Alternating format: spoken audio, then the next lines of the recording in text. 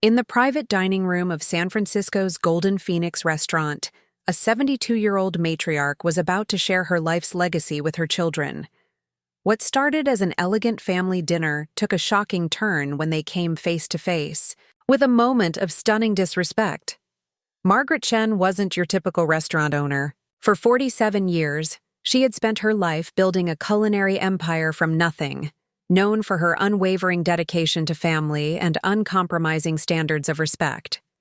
When she encountered her youngest daughter, Emma, dismissing her stories and literally taking her plate away with the cruel words, "You eat too slow," she had no idea she was witnessing the final straw that would shatter everything. Margaret's response, completely rewriting her multi-million-dollar family trust, that would lead to the destruction of relationships she'd spent decades nurturing. What began as a mother's attempt to pass down wisdom would become a lesson in consequences that no amount of money could undo. The Chen family would never be the same after Margaret chose principles over blood, transforming a moment of cruelty into a scholarship fund that would change countless lives while leaving one daughter with nothing but the bitter taste of her own disrespect. Before we jump back in, tell us where you're tuning in from. And if this story touches you, make sure you're subscribed, because tomorrow I've saved something extra special for you. Margaret Chen's hands moved with the precision of someone who had spent 47 years perfecting her craft. In the private dining room of the Golden Phoenix, her flagship restaurant, she adjusted the placement of each dish one final time. The Peking duck glistened under the warm lighting, its crispy skin promising the tenderness within. The mapo tofu sat in its traditional clay pot, steam still rising from the silky cubes bathed in crimson sauce. Everything had to be perfect. Tonight wasn't just dinner, it was legacy. The private room hummed with the distant energy of the restaurant's main dining area, where San Francisco's elite gathered around tables that had become as much a part of the city's social fabric as the Golden Gate Bridge itself. But here, surrounded by the mahogany panels and jade accents that had taken her 3 years to select, Margaret felt the weight of what she was about to share with her children. She straightened her black silk blouse and checked her reflection in the mirror that had hung in this room since the restaurant's opening 15 years ago. At 72, her hair was silver now, pulled back in the same elegant chignon she'd worn since David was small. The lines around her eyes told stories of late nights in restaurant kitchens, of board meetings where she'd been the only woman in the room, of raising 3 children alone after Michael's death. The first to arrive was David, as she'd expected. Her eldest son pushed through the door with the comfortable familiarity of someone who'd grown up in these walls. At 35, he carried himself with the quiet authority that came from managing the day-to-day operations of a restaurant empire. But Margaret could see the tension in his shoulders. "Ma," he said, using the Mandarin address that always warmed her heart. He kissed her cheek, and she caught the familiar scent of the kitchen on his clothes: garlic, soy sauce, and the faint smokiness that clung to anyone who worked the line during dinner service. The Richmond location had another equipment failure. "Today," David said, settling into his chair. "Third time this month. I think we need to budget for a complete kitchen overhaul." Margaret nodded, filing the information away. Business first. That was David. Always responsible. Always thinking. 3 steps ahead. "We'll discuss it after dinner. Tonight is about family." "Is Emma really coming?" David's question carried more weight than casual curiosity. The family dinners had become increasingly rare as Emma's tech career consumed more of her time. Before Margaret could answer, Lisa burst through the door, her social worker's badge still clipped to her blazer. Her middle daughter looked frazzled, dark hair escaping from what had probably been a neat ponytail that morning. Sorry, Lisa said, dropping her oversized bag with a thud. "Mrs. Patterson's case went to emergency court today. Judge wanted to place the kids in foster care, and I had to—" She stopped, seeming to realize she was rambling. "It doesn't matter. I'm here now." Margaret watched Lisa settle into her chair, noting the way her daughter's eyes went immediately. to the feast spread before them. Lisa had always been the one to appreciate not just the taste, but the love that went into each dish. As a child, she'd been the one to help in the kitchen, asking questions about technique and tradition. "You look tired, sweetheart," Margaret said gently. Lisa's smile was rueful. "3 cases this week where kids are going hungry, and here I am worried about being late to a dinner at a 5-star restaurant. The irony isn't lost on me." David reached across the table to squeeze his sister's hand. "You're doing important work." "Important work that pays about as much as a barista makes," Lisa muttered, then caught herself. "Sorry, Ma, I don't mean to sound ungrateful. I know how hard you work to give us opportunities." Margaret felt a familiar pang in her chest. Of all her children, Lisa understood sacrifice. Perhaps because she'd chosen to make her own, dedicating her life to helping families that the system had failed. Margaret had tried to supplement Lisa's income over the years, but her daughter's pride made it a delicate dance. The door opened, again, and Emma swept in like a force of nature.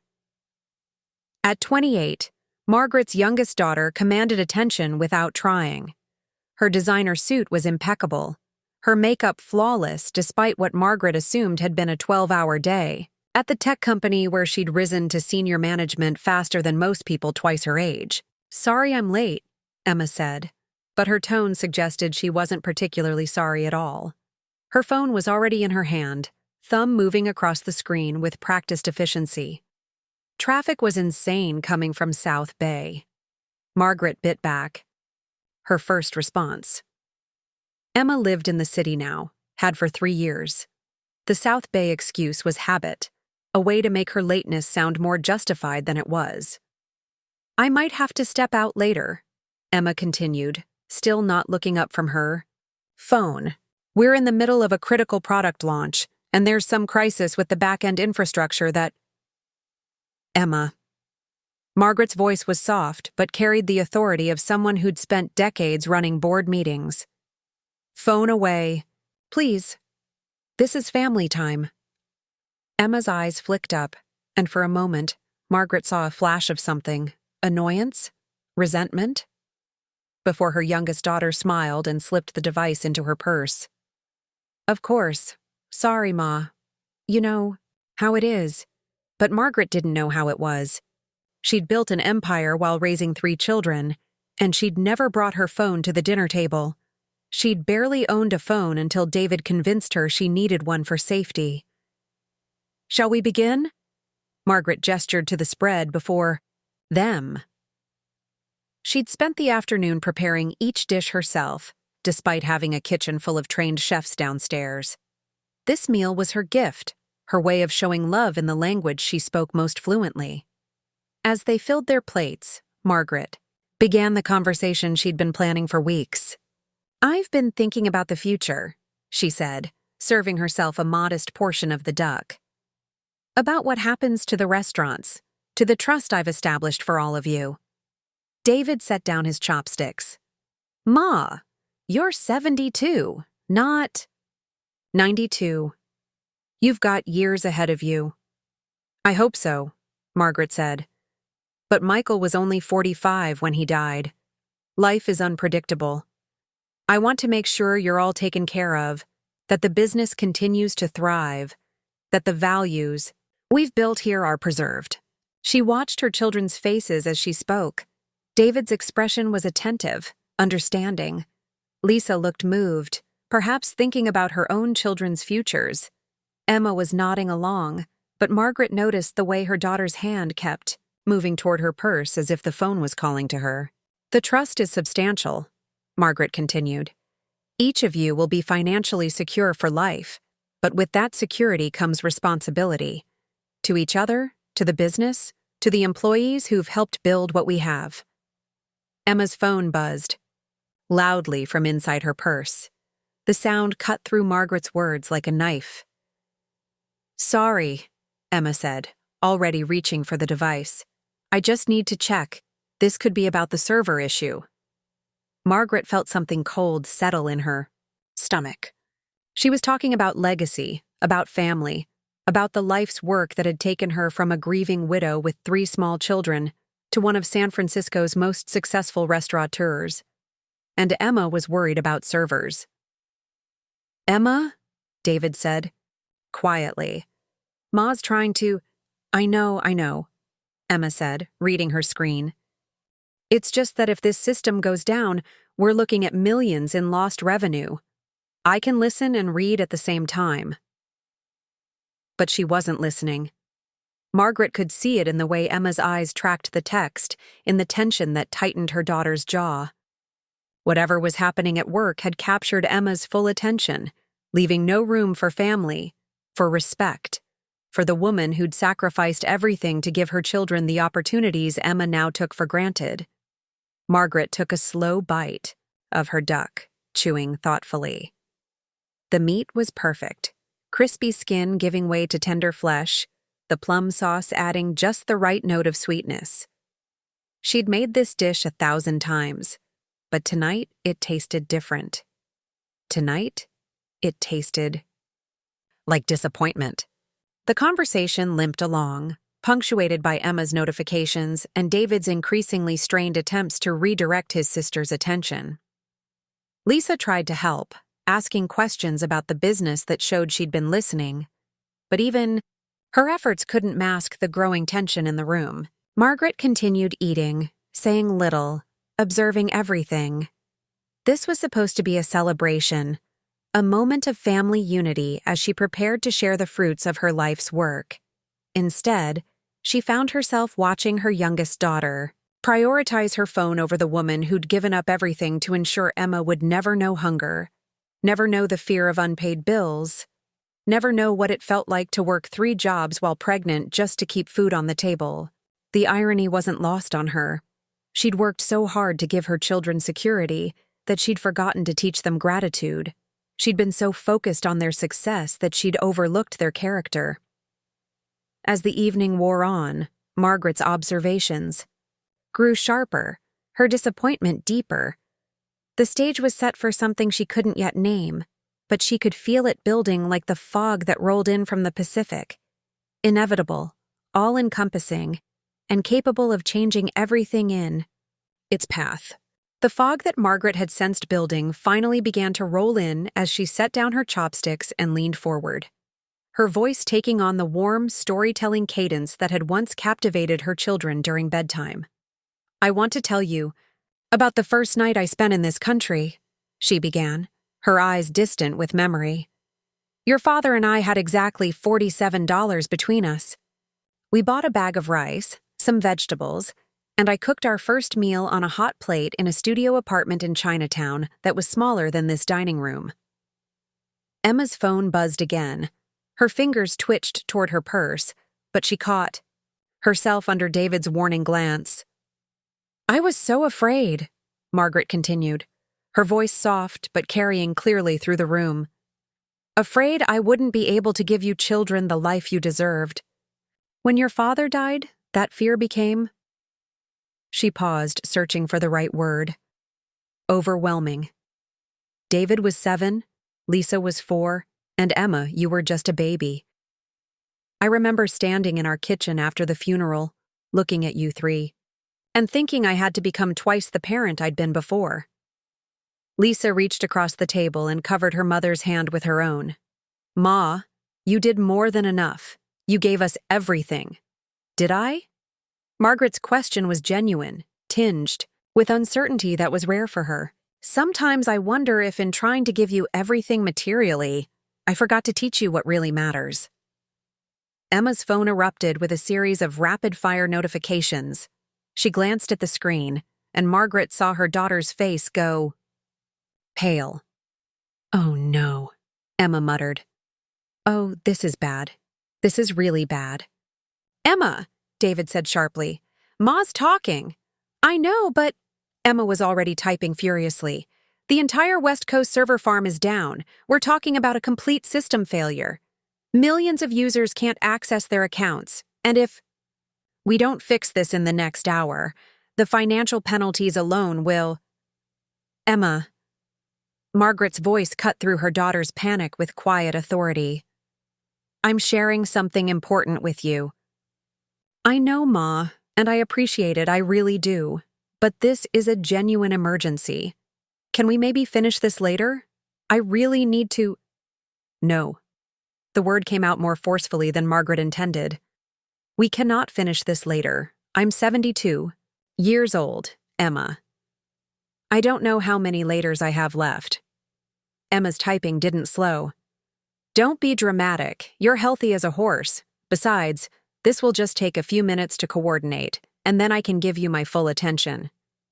Margaret felt something crack inside her chest, a hairline fracture that she'd been ignoring for months, maybe years. I started with a food truck, she said, her voice gaining strength. One truck, working 18-hour days, with all three of you in the back, doing homework while I served customers. I built this empire dish by dish, customer by customer, because I wanted you to have choices I never had. Emma nodded absently, still typing. Right, and that's amazing, Ma. Really inspiring. But right now I need to— Her phone rang. Emma answered without looking up from her previous conversation. Marcus? Thank God. Tell me you've got something. What do you mean the backup systems are also compromised? Margaret's story hung, in the air, unfinished and unheard. She looked at David and Lisa, seeing her own hurt reflected in their faces. David's jaw was tight with barely controlled anger. Lisa looked like she might cry. Emma, Lisa said quietly, hang up the phone. I can't. You don't understand how serious this is. If we don't— What I understand, Margaret said, her voice carrying the steel that had seen her through 47 years of business negotiations, is that I'm trying to share my life with my daughter, and she's more interested in a computer. It's not just a computer, Ma. It's my career, my reputation. There are stockholders involved and board members and— Emma's voice was rising, taking on the frantic edge of someone who lived perpetually on the verge of crisis. Margaret began to speak again, trying to reclaim the evening. When the Golden Phoenix opened, I made a promise to myself that— Ma, seriously, can we put a pin in this? Emma interrupted, holding up one finger while listening to her phone. Marcus, run the diagnostic again, and get Jennifer from infrastructure on the line. The hairline crack in Margaret's chest widened. She'd spent the afternoon preparing this meal, these stories, this moment. She'd wanted to share not just her wealth, but her wisdom. The struggles that had shaped her, the values that had sustained her, the love that had driven every sacrifice. Instead, she was being dismissed, shushed, told to wait while her daughter handled what she considered more important business. Margaret picked up her chopsticks and took a deliberate bite of the mapo tofu. She chewed slowly, savoring the complex layers of flavor, the numbing Sichuan peppercorns, the rich fermented bean paste, the silky tofu that had taken years to perfect. This was how she ate, how she'd always eaten. Thoughtfully, appreciatively, taking time to acknowledge the effort that went into each dish. Look, I need to coordinate the response teams, Emma was saying into her phone. Can you patch me through to the Crisis Management Center? Margaret took another bite, even slower than the first. The duck was cooling now, but it was still perfection. Crispy skin that shattered between her teeth, meat so tender it fell apart at the touch of her chopsticks. Ma, Emma said, covering her phone's microphone with her hand. You eat too slow. The words hung in the air for a heartbeat. Then Emma reached across the table, her movements sharp with impatience, and pulled Margaret's plate away. You eat too slow, Ma, she repeated, her tone dismissive, almost cruel. I need to get to the office, and at this rate we'll be here all night. The silence that followed was absolute. Even the distant sounds of the restaurant seemed to fade away, leaving only the echo of Emma's words and the sight of Margaret's half-finished meal sitting in front of her youngest daughter, like evidence of a crime. Margaret stared at the empty space where her plate had been. 47 years in this country. 47 years of 18-hour days, of sacrificing her own needs for her children's futures, of building something from nothing. And her daughter, the baby she'd held during those first terrifying nights as a widow, the child she'd worked 3 jobs to support through college, the young woman she'd celebrated at every promotion, had just told her she ate too slow and stolen her food. David's face had gone white. "Emma, what the hell?" "What?" Emma snapped, already standing and gathering her purse. "I didn't throw it away. She can have it back when I leave. I just need to go, and she was taking forever." Lisa's voice was barely a whisper. "Emma, do you hear yourself?" But Emma was already moving toward the door, phone pressed to her ear. "Marcus? Yeah, I'm on my way. Have the team ready for immediate deployment." She paused at the door, finally, seeming to notice the shocked silence she was leaving behind. "Look, family dinner was nice and all, but this is a real crisis. Ma, we'll finish your story another time, okay? Maybe next month when things calm down." The door closed behind her, with a soft click that sounded like a gavel falling. Margaret sat motionless, staring at the space where her daughter had been. She felt hollowed out, as if something essential had been carved away and taken with Emma into the San Francisco night. "Ma," David's voice was gentle, careful. "She didn't mean—" "Yes," Margaret said quietly. "She did." She stood slowly, her movements careful and deliberate.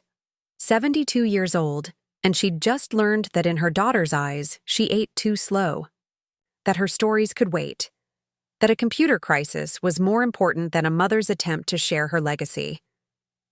"I need to go home," she said. "Ma, please," Lisa started, but Margaret held up a hand. "No. Emma was right about one thing. This is taking too long." Margaret's voice was steady, but something in her tone made both David and Lisa flinch. "I've been taking too long with a lot of things." She walked to the door with the same dignity she'd carried through every challenge of her life.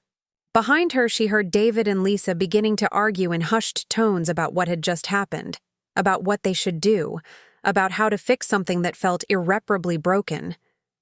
Margaret stepped into the cool San Francisco evening, where the fog was finally rolling in from the Pacific, thick and encompassing, changing everything in its path. The fog had followed Margaret home, wrapping around her Pacific Heights house like a shroud. She stood in her foyer for a long moment, listening to the silence that had become her constant companion since the children moved out. The grandfather clock in the hallway, a gift from James Park when the Golden Phoenix first turned a profit, ticked steadily, marking time that suddenly felt precious and finite. Margaret walked through rooms that showcased a lifetime of achievement. Awards from the Restaurant Association lined the hallway walls. Photos from charity galas and business openings documented her rise from struggling immigrant to San Francisco institution. But tonight, these monuments to success felt hollow, like stage props in a play she'd forgotten she was performing. In the kitchen, she made herself a cup of jasmine tea, the same ritual that had sustained her through countless sleepless nights when the children were young and money was scarce. The familiar motions brought no comfort tonight. As the water heated, her eyes fell on the refrigerator, its surface covered in a patchwork of family photos held by magnets collected from restaurant supply companies over the years. There was David at his culinary school graduation, beaming with pride as he held his certificate. Lisa at her wedding, radiant in a simple dress they'd found at a consignment shop, because even then, Lisa had refused to let her mother spend too much. And Emma. Dozens of photos of Emma. First steps, first day of school, high school valedictorian, college graduation, her first promotion at the tech company. Margaret's fingers traced the edge of a photo from Emma's Stanford graduation. In it, Emma wore the confident smile of someone who'd never doubted the world would bend to her will. Margaret remembered that day, how proud she'd been, how she'd called James to share the news, how she'd quietly wired money into Emma's account to help with student loans even though Emma had never asked. Had she been wrong to make it so easy? The tea kettle whistled, and Margaret poured the steaming water over the delicate leaves. The jasmine scent rose with the steam, carrying her back 30 years to another sleepless night in a different kitchen. 1993. Emma was teething, David had the flu, and Lisa had cried herself to sleep after a nightmare. Margaret sat at the rickety table in their tiny apartment, surrounded by bills and calculator tape, trying to figure out how to pay for David's school supplies and Lisa's dance lessons while keeping the lights on. 3 jobs, the night shift at the garment factory, weekend catering gigs, and the small food cart she'd started with her last savings. And still the numbers wouldn't add up. She'd been so tired that the figures blurred together. 27 years old, widowed, with 3 children depending on her and no family in America to help. Michael's life insurance had barely covered the funeral. The small inheritance from his parents in Taiwan was earmarked for the children's education. Money she refused to touch no matter how desperate things became. That night, she'd made a promise to herself. Her children would never know this fear.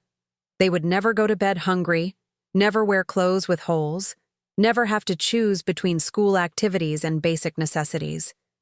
She would sacrifice everything to ensure their security. Margaret sipped her tea, tasting bitterness she didn't remember from those early years. Had her sacrifice been too complete? Had she given so much that her children had forgotten the cost? She pulled out a photo album from the drawer, one of many she'd assembled over the years but rarely looked at anymore. The early pages told a story of struggle and determination. Margaret in her food cart uniform, exhausted but smiling as she served lunch to construction workers. The children doing homework in the back of the cart, using stacks of napkins as desks. Christmas mornings when presents were scarce but love was abundant. As the years progressed in the photos, the settings changed. Better apartments, nicer clothes, family vacations. The children's faces grew more confident, more comfortable. By the time Emma appeared in the photos as a teenager, she carried herself like someone who'd never questioned her place in the world. Margaret turned to a photo of Michael, taken just months before his death. He was pushing baby Emma on a swing at Golden Gate Park, his face lit with the joy of a man who believed he had all the time in the world to watch his children grow. "What would you have done?" she whispered to the photograph. "Would you have let her speak to me that way?" She could almost hear his voice, gentle but firm. Michael had believed in consequences, in teaching respect through consistency rather than permissiveness. He would have been appalled by Emma's behavior tonight. Margaret set down her tea and walked to her home office, where she kept copies of all her legal documents. The family trust sat in a fireproof safe, along with her will, business contracts, and other papers that represented a lifetime of careful planning. She pulled out the trust documents and spread them on her desk. The numbers were staggering, even to her. 47 years of work had created an empire worth more than she'd ever dreamed possible when she'd started with that single food cart. Each of her children stood to inherit enough money to live comfortably for the rest of their lives, with plenty left over for their own children. Emma's share alone was worth several $1,000,000. Margaret thought about Emma's behavior tonight, not just the cruel comment about eating too slowly, but the entire evening, the constant phone checking, the interruptions, the complete dismissal of her mother's attempt to share something meaningful.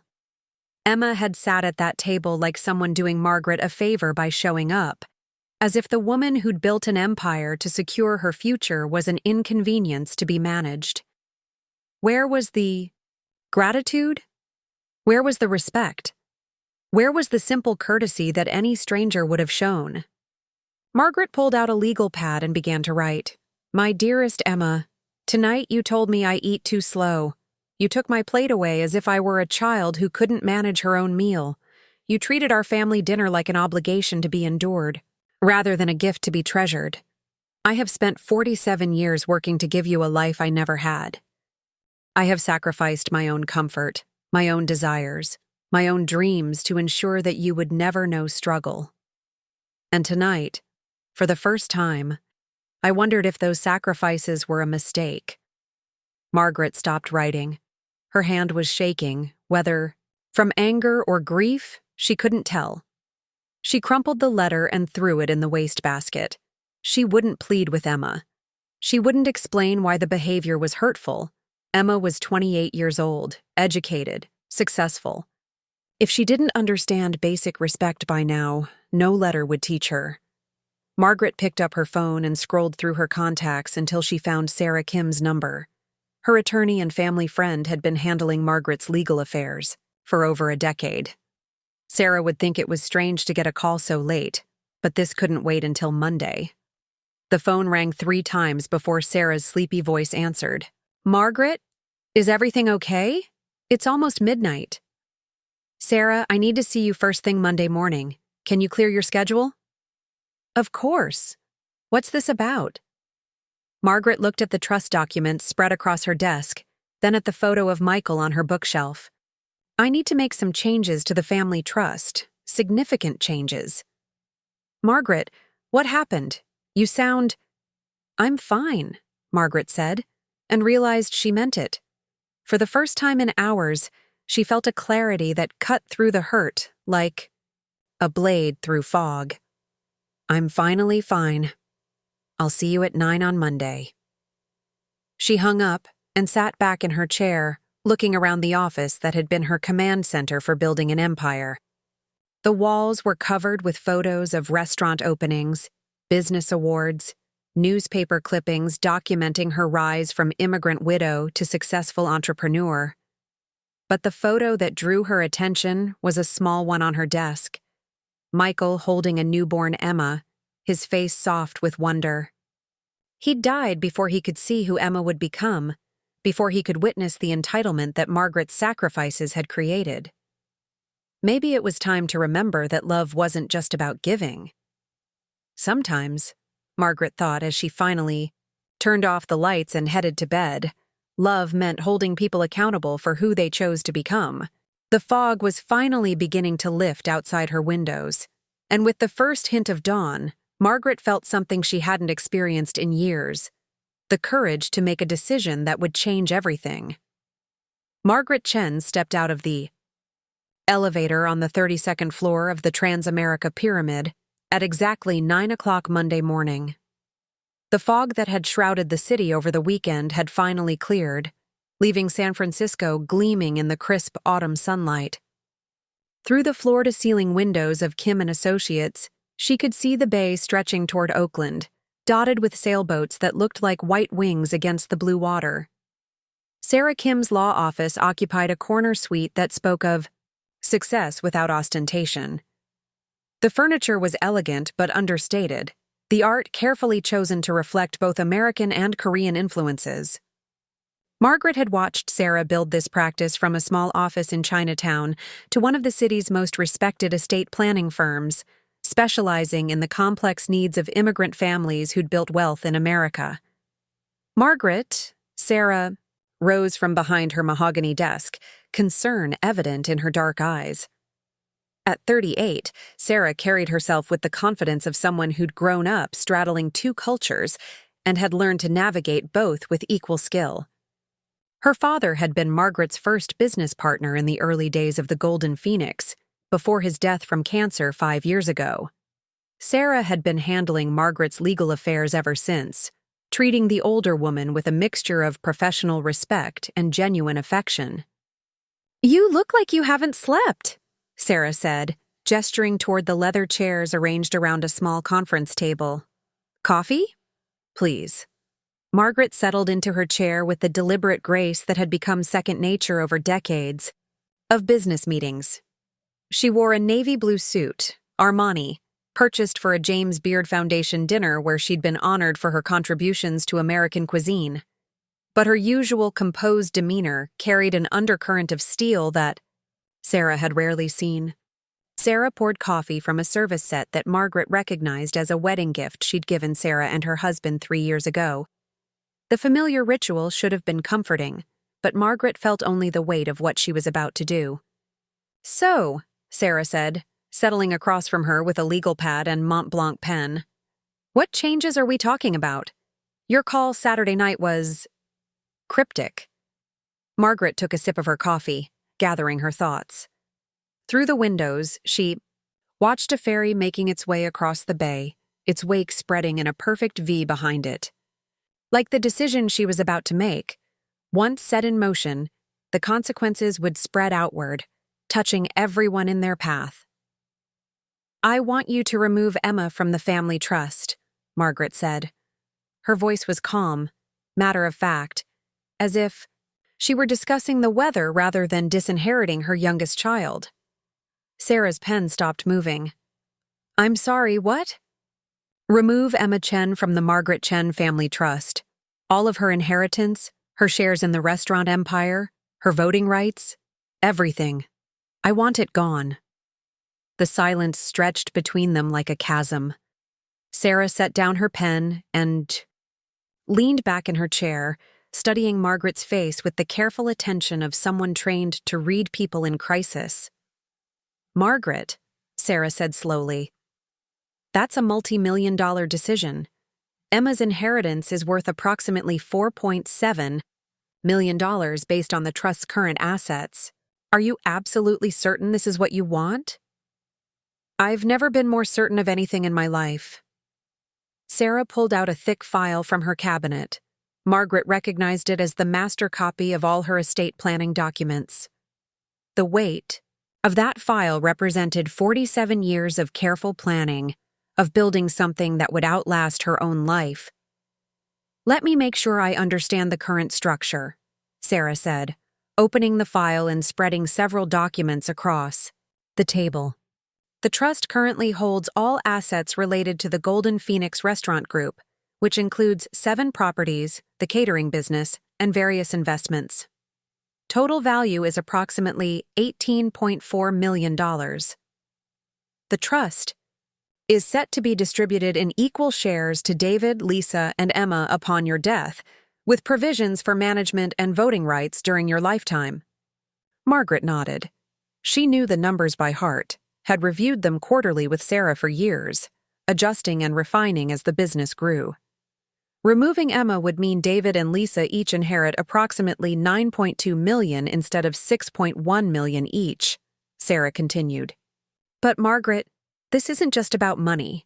Emma would lose her voice in family business decisions, her connection to the legacy you've built. This is permanent. Good.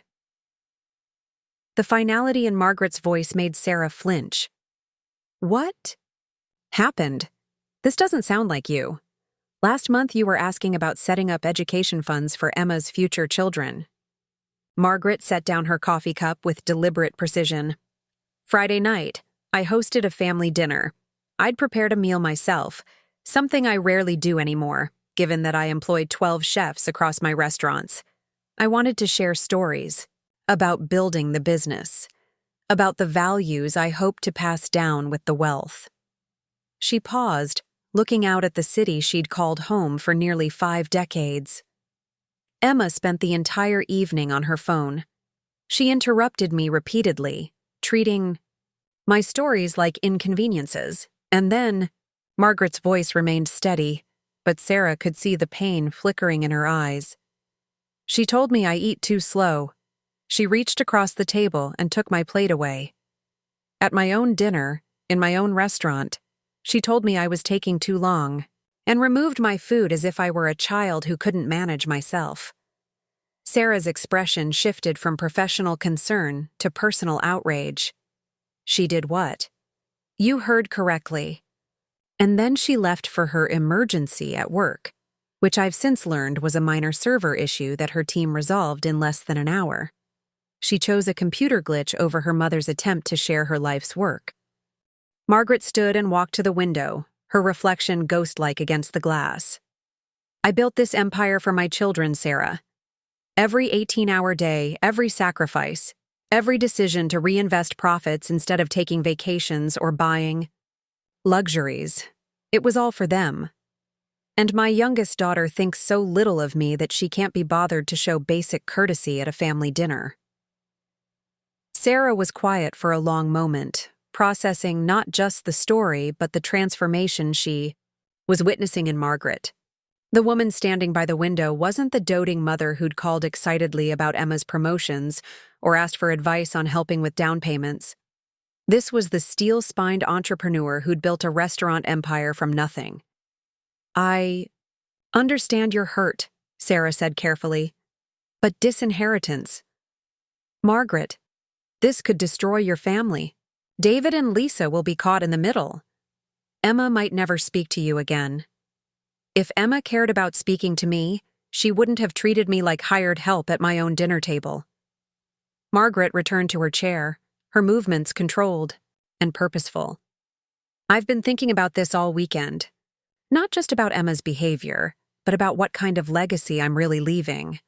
I wanted to give my children security, but somewhere along the way, I created entitlement instead." She reached into her purse and pulled out a manila folder. "I've been doing research. I want Emma's share of the inheritance to establish a scholarship fund for underprivileged culinary students. Young people who understand the value of opportunity because they've never had it handed to them." Sarah opened the folder and found printouts from culinary schools, statistics on student debt, and handwritten notes about scholarship criteria. Margaret had clearly spent the weekend preparing for this conversation with the same thoroughness she brought to business negotiations.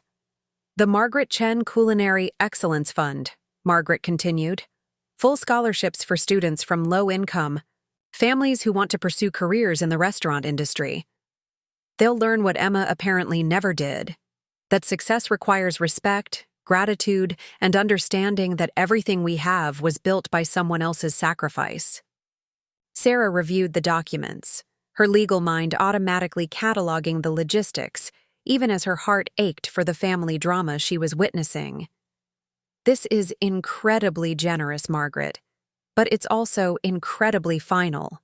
Once these documents are signed and filed, reversing them would be extremely difficult." "I don't want them to be reversible," Margaret said. "Emma needs to understand that actions have consequences, that respect isn't optional just because you're family, that the people who love you most deserve your best behavior, not your worst."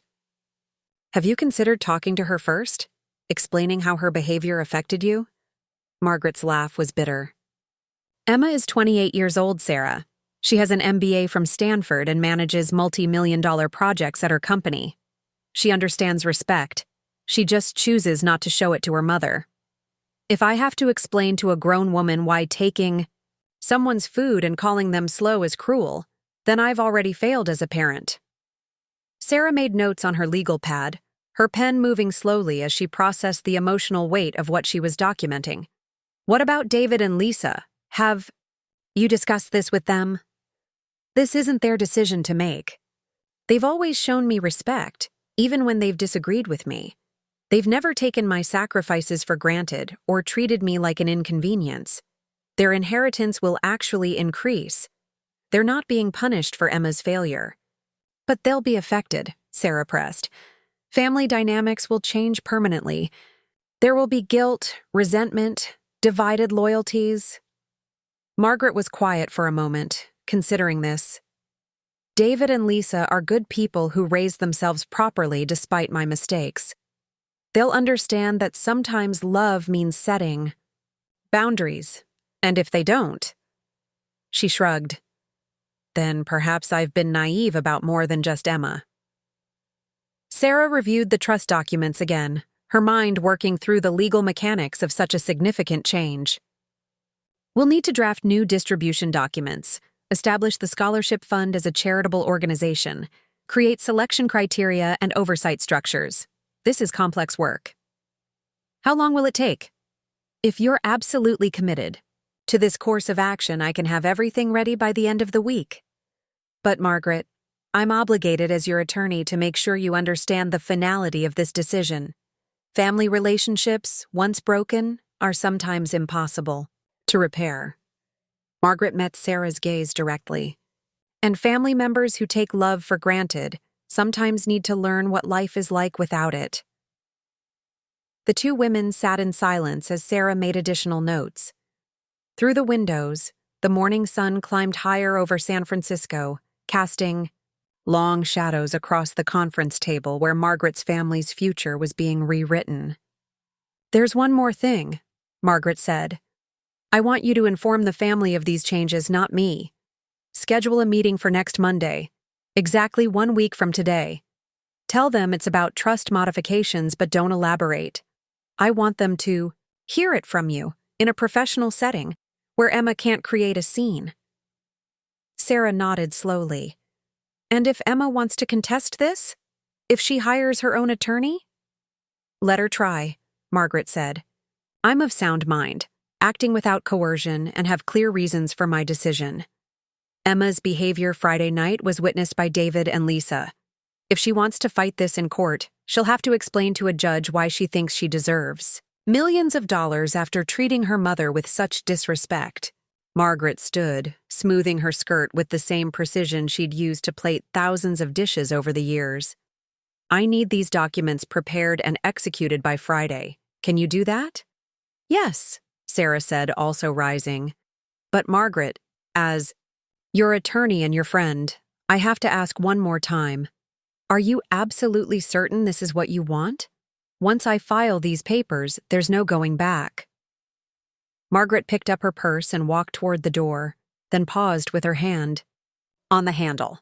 "Sarah, do you know what I was going to tell my children Friday night, before Emma decided her phone was more important than my words?" Sarah shook her head. "I was going to tell them about the first time I made money in America. It was 1978, and I'd been working at a garment factory for 3 months. The supervisor was a man who thought immigrant women were fair game for harassment. He'd make comments about my body, touch my shoulders when he passed, suggest I could earn extra money if I was friendly to him." Margaret's voice was steady, but Sarah could see the steel in her spine. "One day, he cornered me in the supply room and put his hands where they didn't belong. I grabbed a pair of fabric scissors and told him if he ever touched me again, I'd cut off whatever part of him touched me first." Sarah's eyes widened. "He reported me to management, said I was violent and unstable. I was fired that day, lost my job for defending my dignity. But you know what? I walked out of that factory with my head high, because some things are more important than security. Some things are worth the consequences." Margaret turned the door handle. "Emma thinks she can treat me however she wants because she believes my love makes me weak. She's about to learn that the woman who built an empire from nothing is strong enough to tear it down when disrespected by her own child." The door closed behind her with a soft click, leaving Sarah alone with the legal documents that would reshape a family's future. Through the window, she watched Margaret walk across the plaza below, her stride confident and purposeful, looking every inch the formidable businesswoman who'd conquered a city through sheer force of will.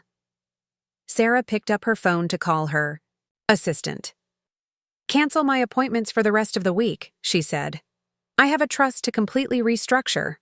As she began drafting the documents that would remove Emma Chen from millions of dollars of inheritance, Sarah found herself thinking about the scholarship recipients who would benefit from Margaret's decision. Young people who would understand that opportunity was precious because they'd never taken it for granted. Students who would learn that respect wasn't just a word, but a value that determined whether you built bridges or burned them. By Friday, the legal machinery would be in motion. By next Monday, a family would be forever changed. And somewhere, in San Francisco, Margaret Chen was walking back to her restaurant empire, ready to serve a lesson in consequences that would be more powerful than any meal she'd ever prepared. The week had crawled by with agonizing slowness. David had called his mother 3 times, leaving increasingly concerned voicemails when she didn't answer.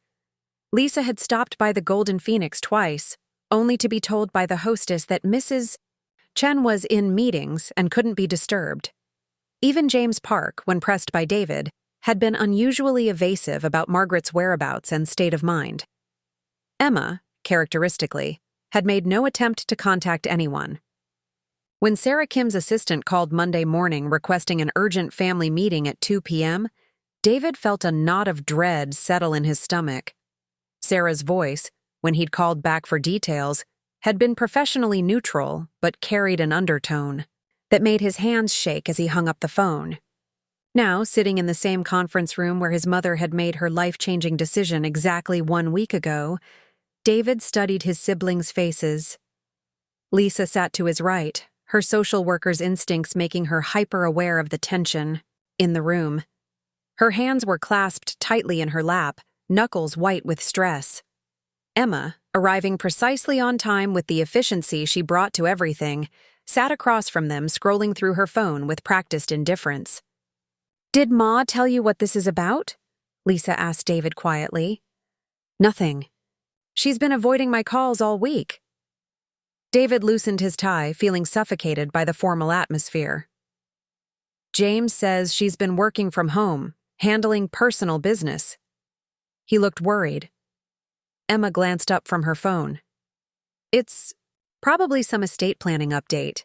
Maybe she wants to add provisions for grandchildren or something." Her tone suggested she found the whole meeting an inconvenience, another family obligation interrupting her busy schedule. The conference room door opened, and Sarah entered carrying a thick folder that seemed to weigh more than paper and ink. Should. Her usually warm demeanor was replaced by professional formality, and she avoided making direct eye contact with any of them as she settled at the head of the table.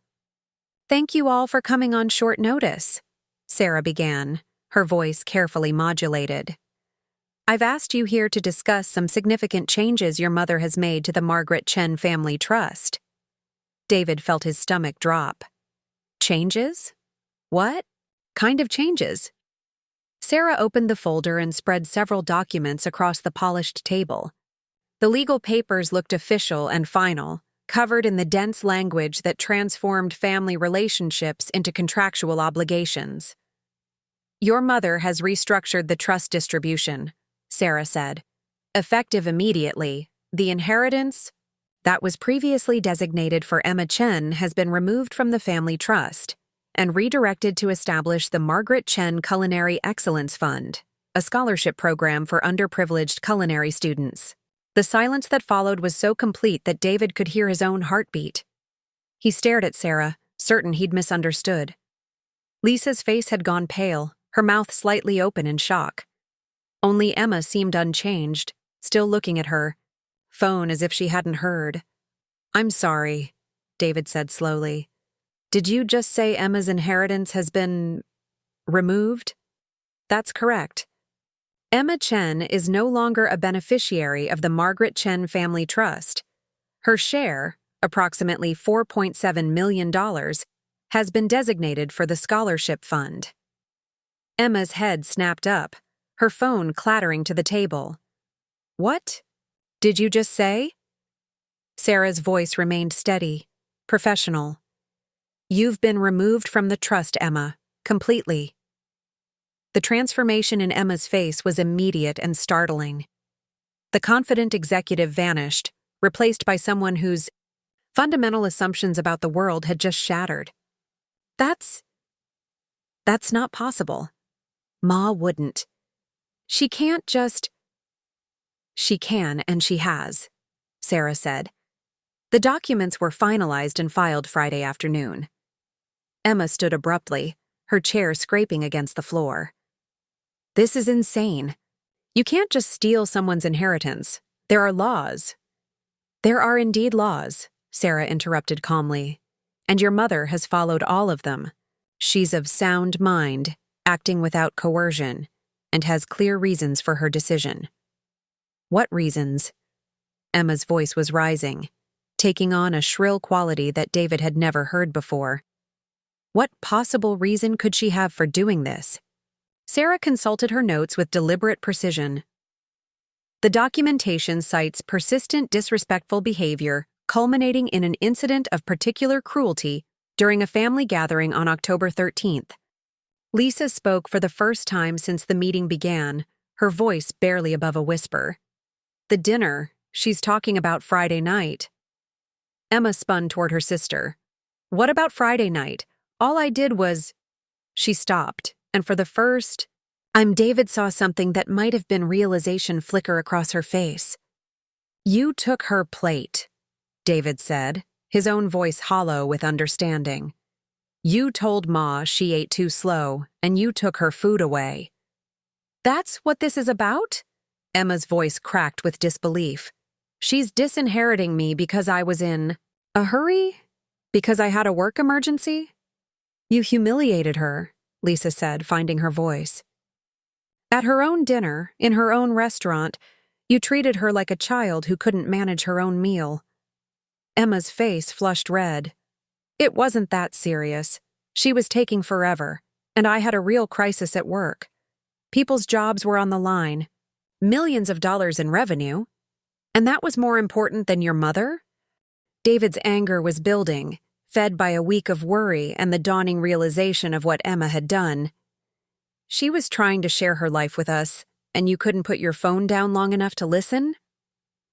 "Don't lecture me about priorities," Emma snapped. "I work 60-hour weeks.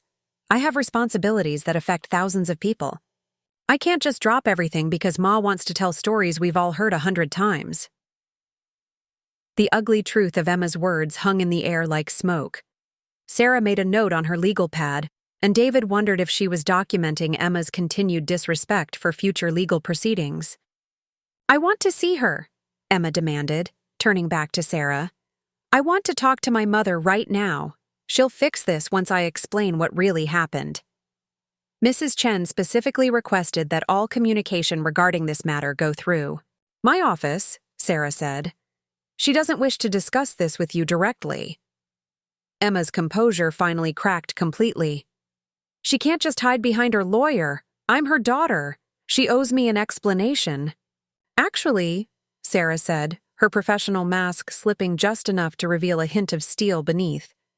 "She doesn't owe you anything, Emma. That's rather the point." "This is ridiculous," Emma said, beginning to pace. "I'll contest it. I'll hire my own lawyer. There's no way a judge would uphold this." "You're certainly free to try," Sarah replied, "but I should warn you that your mother anticipated this possibility. Any legal challenge will require you to demonstrate that you were unfairly disinherited. That means explaining to a court exactly why you believe you deserve millions of dollars after showing such disrespect to the woman who earned them." Emma stopped pacing, the implications sinking in. "David, Lisa, you can't be okay with this. Tell her this is insane." David looked at his youngest sister, really looked at her, and saw someone he didn't recognize. The Emma he remembered.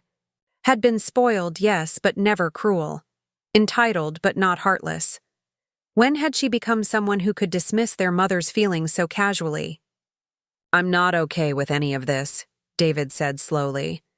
"But I'm not okay with how you treated Ma either. She spent 47 years building something for us, and you acted like she was wasting your time." "Lisa?"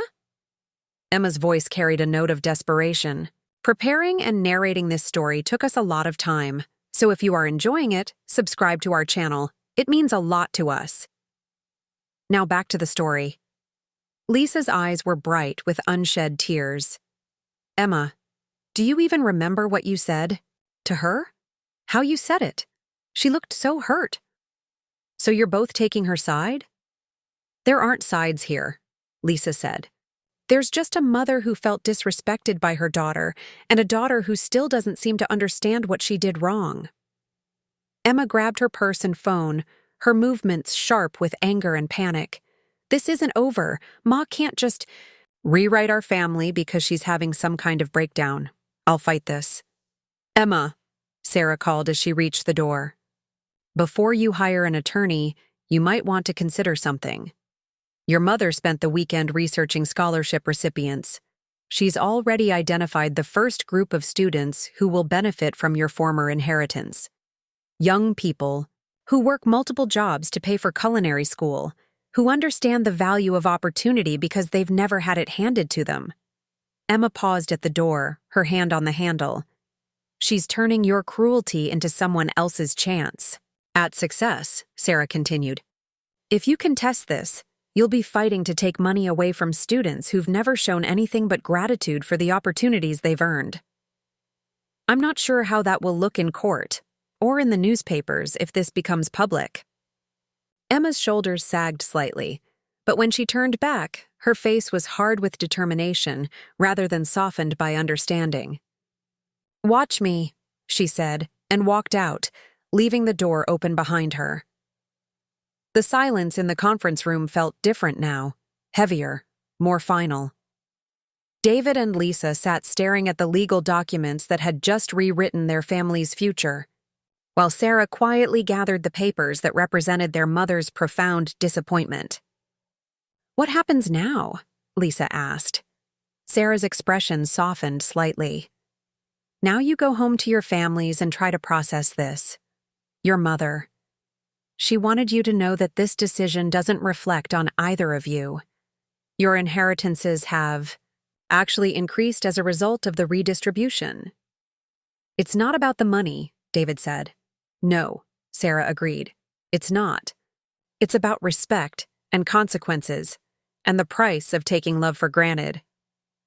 As David and Lisa left the office building, stepping into the bright San Francisco afternoon, they walked in silence for several blocks. The city continued around them, tourists taking photos, business people hurrying to meetings, the normal rhythm of life proceeding as if their family hadn't just imploded. "She's really done it," Lisa said finally.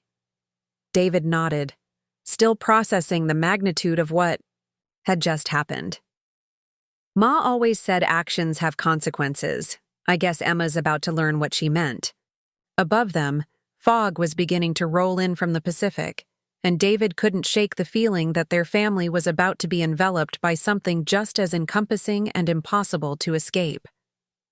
The morning after the lawyers' meeting, Margaret arrived at the Golden Phoenix before dawn, as had been her habit for decades. She found solace in the quiet kitchen, where she could move among the gleaming steel surfaces and professional equipment without the weight of disappointed stares or whispered conversations. Here, surrounded by the tools of her trade, she felt most like herself, not the wounded mother or the decisive matriarch, but simply a chef who understood that the best dishes required both tender care and unwavering commitment to the recipe. She was reviewing inventory sheets when the shouting began in the main dining room. "Where is she? I know she's here. Her car is in the parking lot." Margaret recognized Emma's voice immediately, sharp with frustration and carrying the edge of someone who'd spent a sleepless night rehearsing arguments. Through the service window, she could see her youngest daughter confronting Miguel, the morning manager, who was trying to maintain professional composure while physically blocking Emma's path toward the kitchen. "Ms. Chen, please," Miguel was saying. "Mrs. Chen is in a private meeting and cannot be disturbed." "That's my mother in there." Emma's voice rose to a level that would carry to every corner of the restaurant. "I have every right to speak with her." Margaret set down her clipboard and walked calmly through the swinging doors into the dining room. The morning prep crew had stopped their work, busboys frozen with coffee cups half filled, everyone pretending not to watch the family drama unfolding in their workplace. "It's all right, Miguel," Margaret said, her voice steady and authoritative. "I'll handle this."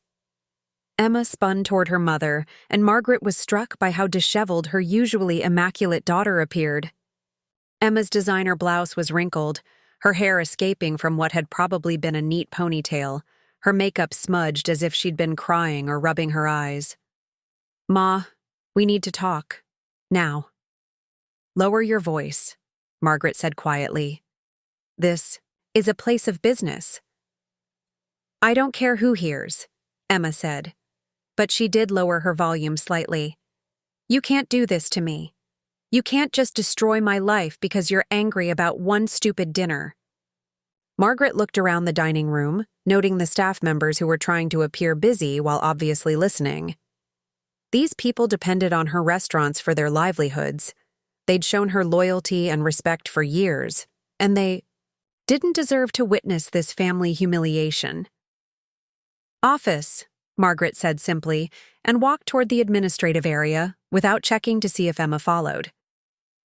In her office, surrounded by photos of restaurant openings and business awards, Margaret sat behind her desk while Emma remained standing, too agitated to sit still.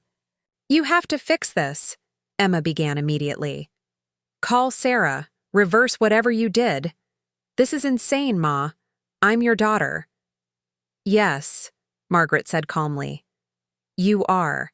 And daughters are supposed to show respect to their mothers. I made one comment. One little comment because I was stressed about work, and you're destroying my entire future over it?" Margaret studied Emma's face, looking for any sign of genuine remorse, any indication that her daughter understood the deeper issue. Instead, she saw only anger, entitlement, and the calculating look of someone trying to determine which argument might be most effective. "It wasn't one comment, Emma. It was your entire attitude that evening. The phone calls, the interruptions, the complete disregard for what I was trying to share with you." "What you were trying to share?" Emma's voice took on a mocking tone. "More stories about the good old days? About how hard you worked?" "Ma, we've heard those stories 1,000 times. We get it. You sacrificed for us. But that doesn't mean I have to sit through the same lecture every time we have dinner." The words hit Margaret like physical blows.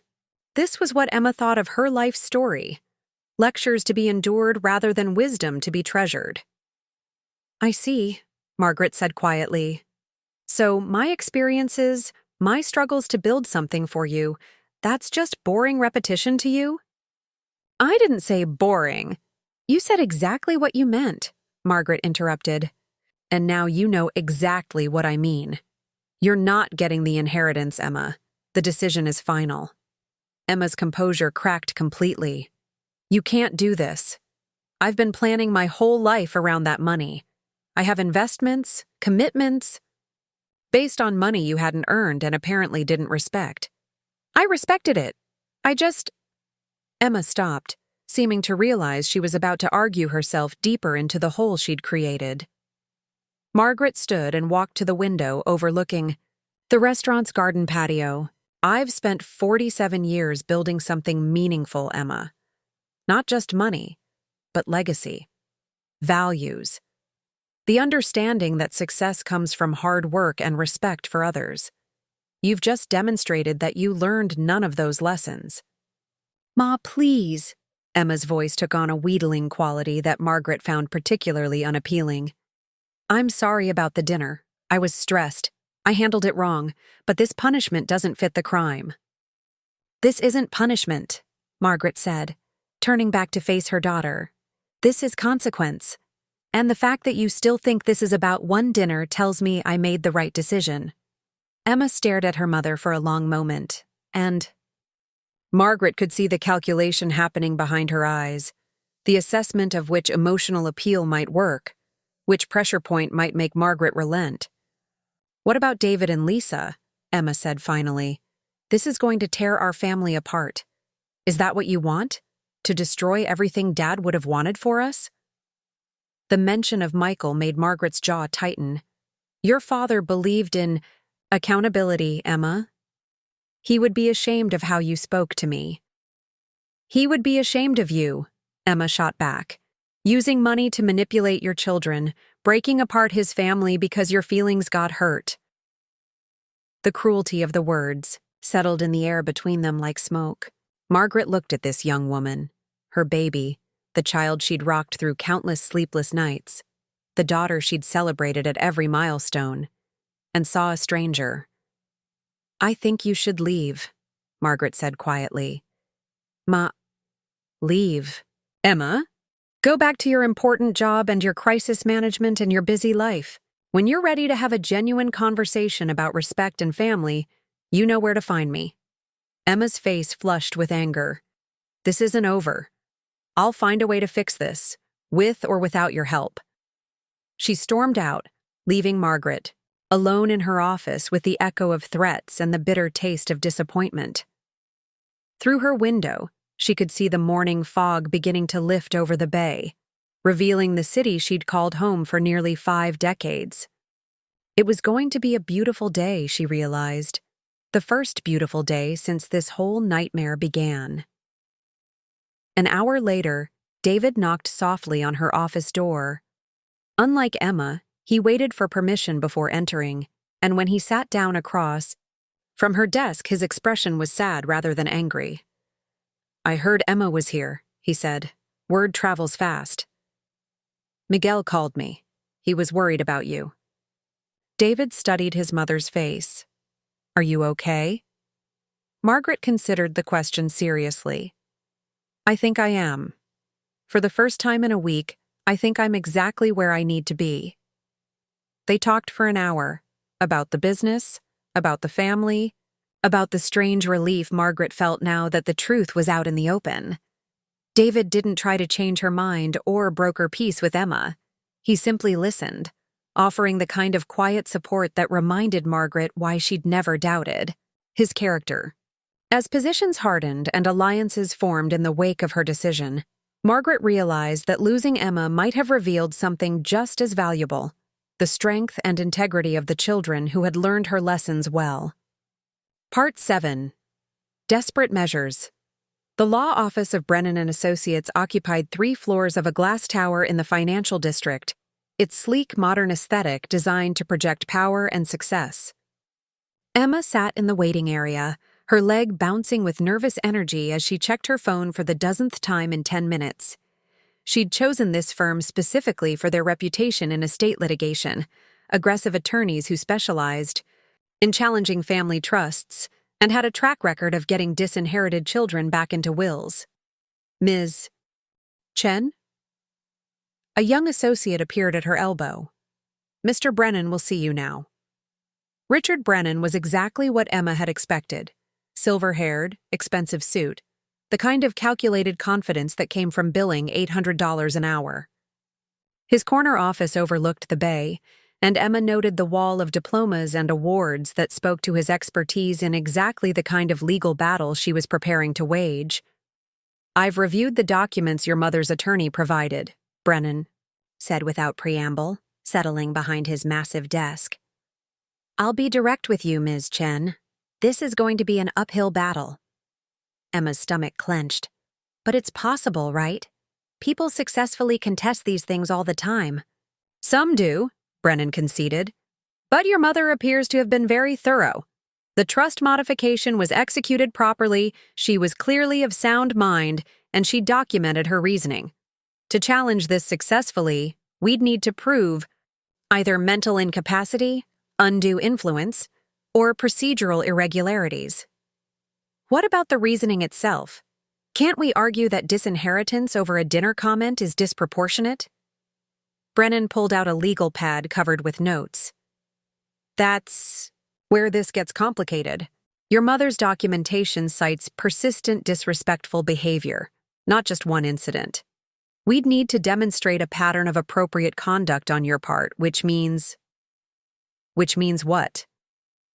Any legal challenge would involve extensive discovery, depositions from family members, business associates, restaurant employees.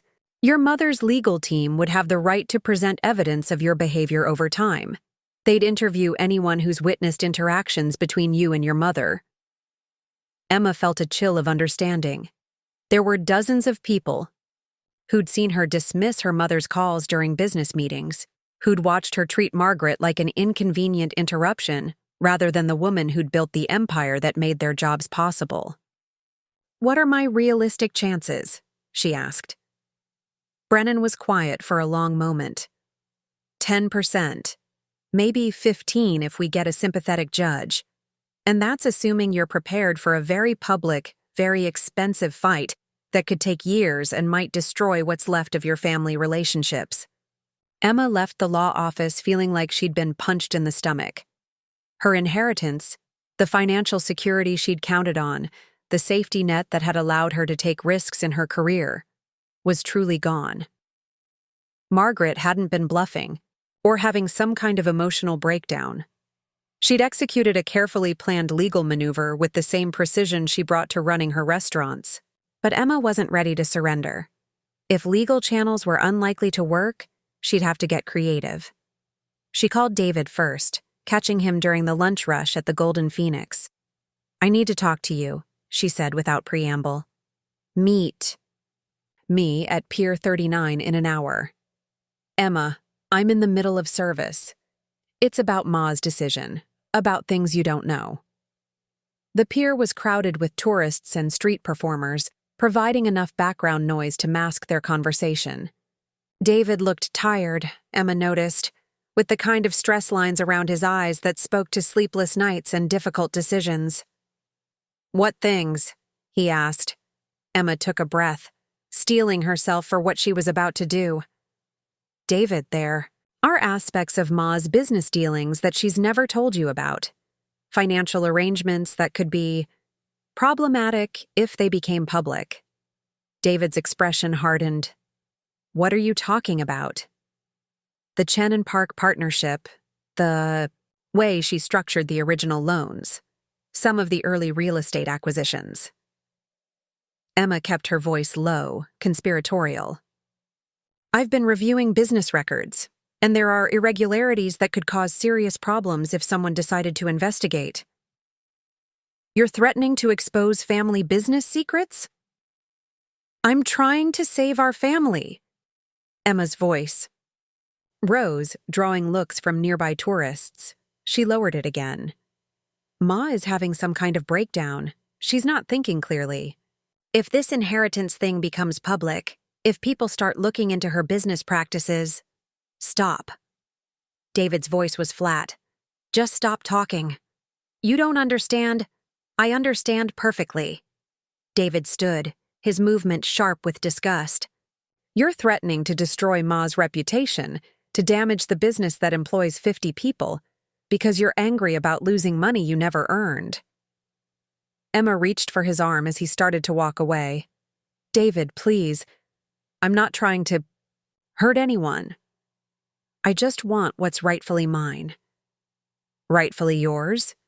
David turned back, and Emma was shocked by the cold fury in his eyes.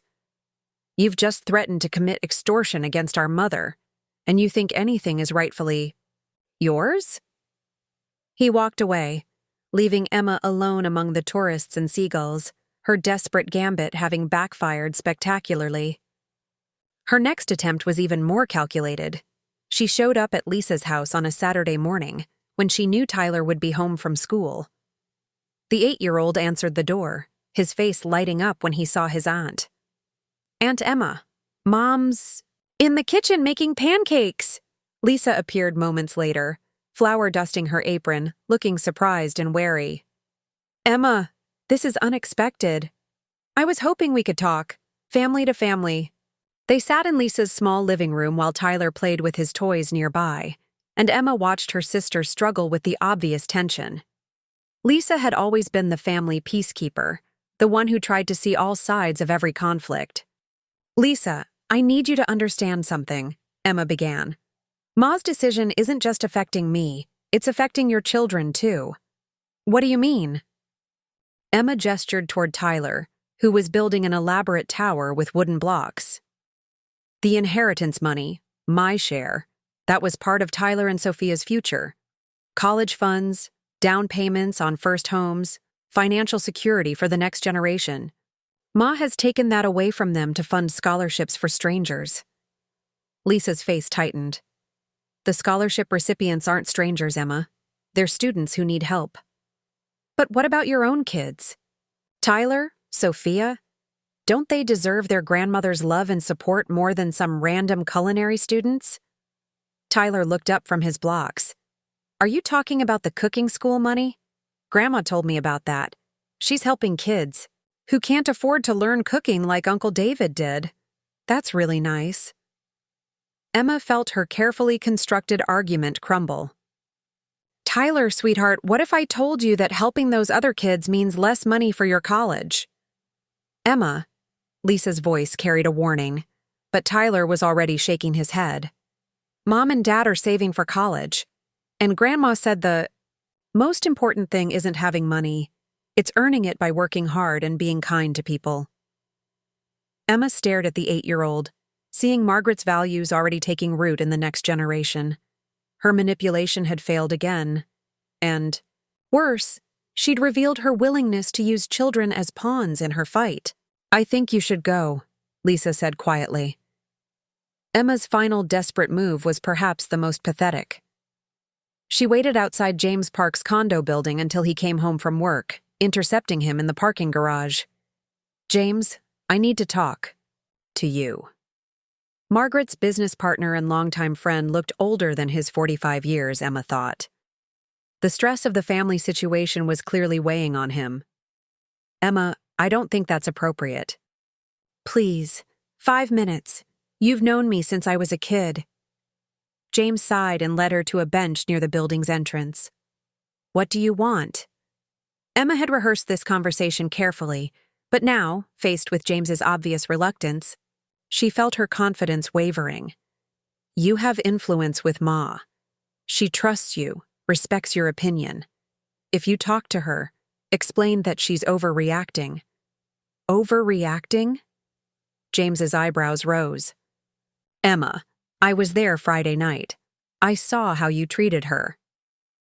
"You were there?" "In the main dining room. I came by to discuss the quarterly reports and saw the whole family gathering. I also saw you take your mother's plate and tell her she ate too slow." James's voice carried deep disappointment. "Margaret has spent 47 years building something extraordinary, and you treated her like hired help." Emma felt tears prick her eyes, not of remorse, but of frustration at another failed attempt. "James, please. We had a relationship. Once. You cared about me." "I cared about the child you used to be," James said gently. "The young woman you've become. I'm not sure I recognize her." As Emma's desperate measures continued to backfire, Margaret was discovering an unexpected source of joy in the scholarship program. The applications had poured in, hundreds of them, from young people across the Bay Area who dreamed of careers in the culinary arts, but lacked the financial means to pursue them. She sat in her home office, reading application essays that told stories remarkably similar to her own. Immigrants working multiple jobs to support their families, first-generation college students determined to honor their parents' sacrifices, young people who understood that opportunity was precious because they'd never taken it for granted. "Listen to this one," she said to James, who'd stopped by to review the scholarship criteria with her. "My grandmother taught me to cook on a hot plate in our studio apartment. She said that feeding people with love was the most important thing anyone could do. I want to learn everything I can about cooking so I can honor her memory and help my community the way she helped me." James looked up from the financial projections he was reviewing. "That could have been written by you 30 years ago?" "Exactly." Margaret felt a warmth in her chest that had nothing to do with the evening wine they were sharing. These young people understand what Emma never learned. That success is earned, not inherited. That respect must be given to receive it. 3. Local media had picked up the story of the scholarship fund, praising Margaret's philanthropy and highlighting the recipients' backgrounds. The Chronicle ran a feature story titled, "From Food Cart to Philanthropy. Restaurant Icon Creates Opportunities for Tomorrow's Chefs." The article mentioned the trust restructuring only briefly, focusing instead on Margaret's commitment to helping disadvantaged students. Emma, reading the article online, felt sick. While she was making threats and alienating family members, her mother was being celebrated as a generous community leader. The narrative was already being written, and Emma was not the sympathetic figure in it. Meanwhile, David had quietly investigated Emma's claims about problematic business practices and found them to be fabrications, desperate lies designed to create leverage where none existed. His disgust with his sister's behavior had evolved into something colder, genuine contempt for what she'd become. Lisa, too, had made her choice. When Tyler asked why Aunt Emma seemed sad all the time, Lisa had explained that sometimes people made choices that hurt the people who loved them, and that actions had consequences. It was a lesson she wanted her children to learn early. As Margaret prepared for what would likely be Emma's final attempt at reconciliation, she felt strangely at peace. The scholarship program was already changing lives. Her remaining children had proven their character under pressure, and she'd discovered that standing up for her principles felt better than keeping peace at any cost. Emma's desperate measures had accomplished exactly the opposite of what she'd intended. Instead of proving her worth, she'd demonstrated precisely why Margaret's decision had been necessary. The young woman who'd once taken her mother's plate and called her slow was now revealing character flaws that ran much deeper than simple rudeness. The final confrontation was coming, and Margaret was ready for it. The Golden Phoenix looked different at 11 o'clock on a Tuesday morning. The dinner service elegance had given way to the practical preparations of a working restaurant. Servers folding napkins at corner tables, the gentle clatter of dishes being sorted in the kitchen, the quiet efficiency of a business that had operated for 15 years without missing a beat. Margaret stood in the same private dining room where everything had begun 2 weeks ago, but the space felt transformed by all that had happened since. Emma had called that morning, her voice carefully controlled, asking for one final meeting. "Just you and me, Ma. Please. I think I understand now what went wrong, and I want to make it right." Margaret had agreed, though James had cautioned against it. "She's had 2 weeks to show genuine remorse," he'd pointed out. "If she hasn't, learned by now." But Margaret needed to see for herself whether her youngest daughter was capable of growth, or whether the cruelty she'd witnessed at that dinner table was truly who Emma had become. Emma arrived precisely on time, dressed in a navy suit that Margaret recognized as one she'd helped her daughter shop for during her first week at the tech company. Her hair was perfectly styled, her makeup flawless, and she carried herself with the composed confidence that had always served her well in professional settings. Only the slight tremor in her hands as she set down her purse betrayed her nervousness. "Ma," Emma said, her voice warm and carefully modulated. "Thank you for agreeing to see me." Margaret gestured to the same chair Emma had occupied 2 weeks ago. The irony wasn't lost on either of them. They were recreating the scene of the crime, in a sense, though this time the stakes were even higher. "I've been doing a lot of thinking since our last conversation," Emma began, her tone measured and deliberate. "About that night, about what happened, about how I handled things." Margaret remained silent, watching her daughter's face for any sign of genuine emotion beneath the practiced presentation. "I realize now that I made some mistakes," Emma continued. "I was under enormous pressure at work. We'd been dealing with system failures for 3 days straight, and I'd barely slept. I wasn't thinking clearly, and I let my stress affect how I treated you." The words were carefully chosen, Margaret noted. Mistakes, not cruel choices. Stress, not character flaws. External pressures, not internal failures of respect and gratitude. "I should have been more present that evening," Emma went on. "I should have put my phone away and given you my full attention. I know how much those family dinners mean to you, and I let my work crisis overshadow what should have been an important family moment." Still no mention of the plate, Margaret observed. No acknowledgement of the specific cruelty that had shattered something fundamental between them. "I'm sorry, Ma," Emma said, and for a moment, her voice carried what might have been genuine emotion. "I'm sorry I disappointed you. I'm sorry I hurt your feelings. I want to make this right." Margaret took a slow breath, choosing her words carefully. "Emma, do you remember what you said to me that night?" A flicker of something. Irritation? Impatience crossed Emma's face before the composed mask returned. "I said several things I shouldn't have. I was frustrated, stressed. You told me I eat too slow," Margaret said quietly. "And then you took my plate away." Emma's jaw tightened almost imperceptibly. I was trying to help. You seemed finished, and I thought—" "You thought I was taking too long," Margaret interrupted. "You thought your work emergency was more important than your mother's attempt to share her life with you. Ma, please don't make this about one moment." People say things when they're under pressure. It doesn't define who they are. Margaret felt a familiar chill settle in her chest.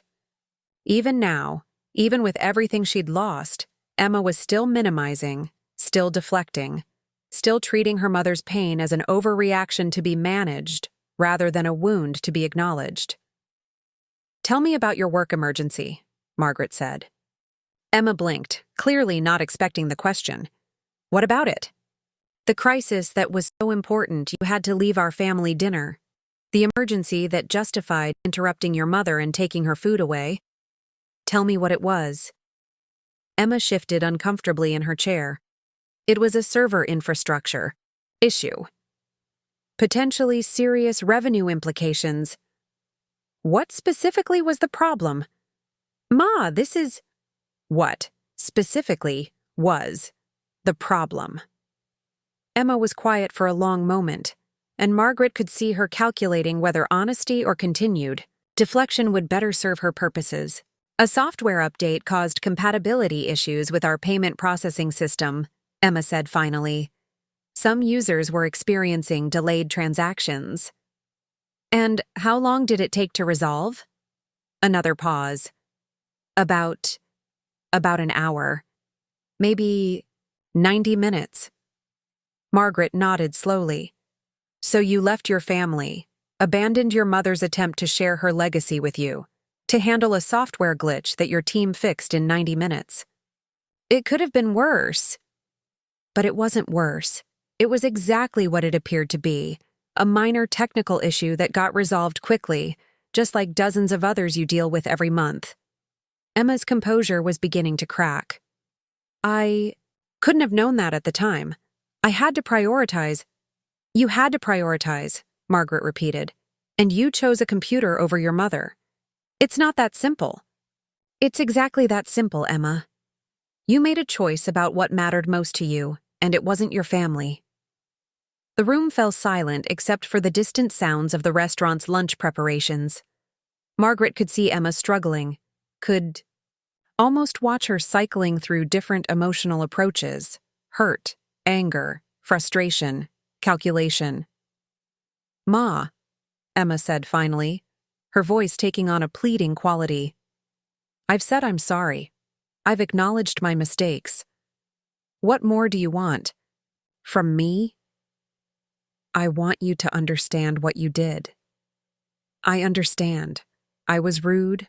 I was distracted. I hurt your feelings. I get it." "No," Margaret said quietly. "You don't get it. You still think this is about hurt feelings. You still think your behavior was justified by work stress. You still think you can apologize your way back into an inheritance you never respected in the first place." Emma's mask finally slipped completely. "What do you want me to do? Grovel? Pretend that taking someone's plate is the worst crime in human history? Ma, you're destroying our family over dinner etiquette." There. It was, the truth that had been lurking beneath all the careful words and strategic emotions.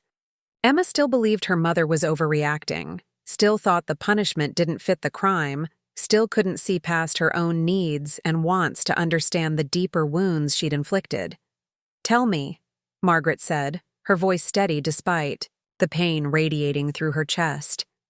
"What you think I should do with my money."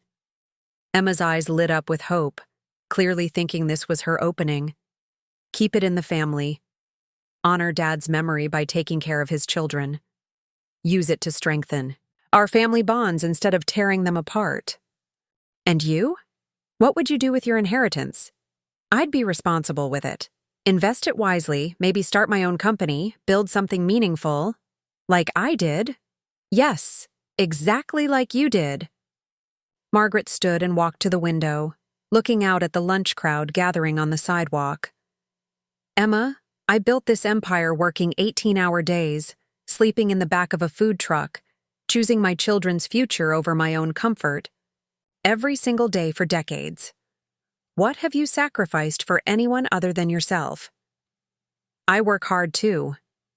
You work hard for your own success, your own advancement, your own recognition. When have you ever put someone else's needs before your own comfort? Emma was quiet, and Margaret could see her struggling to come up with an example. The scholarship recipients, Margaret continued, are young people who work multiple jobs to pay for school, who send money home to help their families, who understand that opportunity is precious because they've never taken it for granted. They remind me of who I used to be. You remind me of everything I was afraid of becoming. Ma, you want to know what your father would think? Margaret turned back to face her daughter. He'd be ashamed that his little girl grew up to be someone who thinks she deserves millions of dollars for being born, who treats her mother like hired help, who sees an apology as a transaction rather than an expression of genuine remorse. Emma's face flushed red. You're being completely unfair. I came here in good faith. You came here to get your money back. Of course I want my inheritance. It's mine. You built this for us. And there it was, the final, damning truth. After everything that had happened, after weeks of consequences and family drama, Emma still believed the money was hers by right, rather than privilege. Still thought she was owed millions simply for existing. The private dining room door opened, and David and Lisa entered quietly. Margaret had asked them to come, knowing this conversation would need witnesses, needing her other children to hear Emma's true feelings without any filter of after-the-fact interpretation. How long have you been listening? Emma demanded. Long enough, David said, his voice heavy with disappointment. Lisa looked like she might cry. Emma, do you hear yourself? Do you understand what you just said? I said I want what's rightfully mine. Nothing was ever rightfully yours, David said. Everything we have is a gift from Ma's sacrifice, and you just proved you still don't understand that.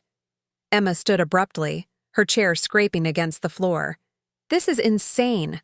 All of you are insane. I made one comment at one dinner, and you're all acting like I committed murder. You're doing it again, Lisa said softly. Right now, you're still doing it. Still minimizing, still making excuses, still refusing to take responsibility. Emma looked around the room at the three people who'd once formed her closest family circle, and Margaret could see the moment when she realized she'd lost them all. Fine, Emma said, her voice turning cold. Keep your precious money. Give it to your pet charity cases. But don't expect me to pretend this is about anything other than your ego, Ma. You couldn't stand being disrespected by someone more successful than you, so you decided to punish me. This isn't about values or respect, or any of that bullshit. This is about a bitter old woman who can't accept that her children outgrew their need for her. The cruelty of the words hit the room like a physical force. Margaret felt something inside her chest finally break cleanly, not the hairline fracture that had started 2 weeks ago, but a complete severing of the connection she'd maintained. To her youngest child, despite everything. Get out, David said, his voice shaking with fury. Gladly, Emma said, grabbing her purse. Enjoy your family values. I hope they keep you warm at night. She walked to the door, then paused for one final shot. Oh, and Ma? When you're old and alone in some nursing home, don't expect me to visit. You chose your scholarship kids over your own daughter. Live with that choice. The door slammed behind her, leaving a silence that felt both final and somehow peaceful. Margaret sank into her chair, feeling strangely light despite the heaviness of what had just transpired. Well, she said quietly, I think that answers any questions about whether I made the right decision. David moved to her side, putting his hand on her shoulder. Ma, I'm so sorry. I had no idea she could be so cruel, Lisa finished. I had no idea Emma could be so cruel. Margaret patted David's hand. I think part of me knew. I think I've been seeing signs for years and choosing to ignore them, hoping she'd grow out of it. Some people don't grow, Lisa said sadly. Some people just get older. Margaret nodded, then took a deep breath and straightened in her chair. Well then, let's talk about something more pleasant. The first scholarship ceremony is next week. I'd like you both to be there." As they began planning the event that would celebrate young people who embodied the values Emma had rejected, Margaret felt a profound sense of rightness settle over her. She'd lost a daughter today, truly and finally. But she'd gained something, too. The absolute certainty that love without respect was just enabling, and that sometimes the most loving thing a parent could do was refuse to be taken for granted. The Golden Phoenix would continue to thrive. The scholarship program would change lives. Her remaining children had proven their character under the worst possible circumstances. And Emma? Emma would learn eventually what it felt like to live without the safety net she'd never appreciated. Whether that would teach her the humility and gratitude she'd never developed was no longer Margaret's responsibility. Some bridges, once burned, could never be rebuilt. And sometimes, Margaret realized, that was exactly as it should be.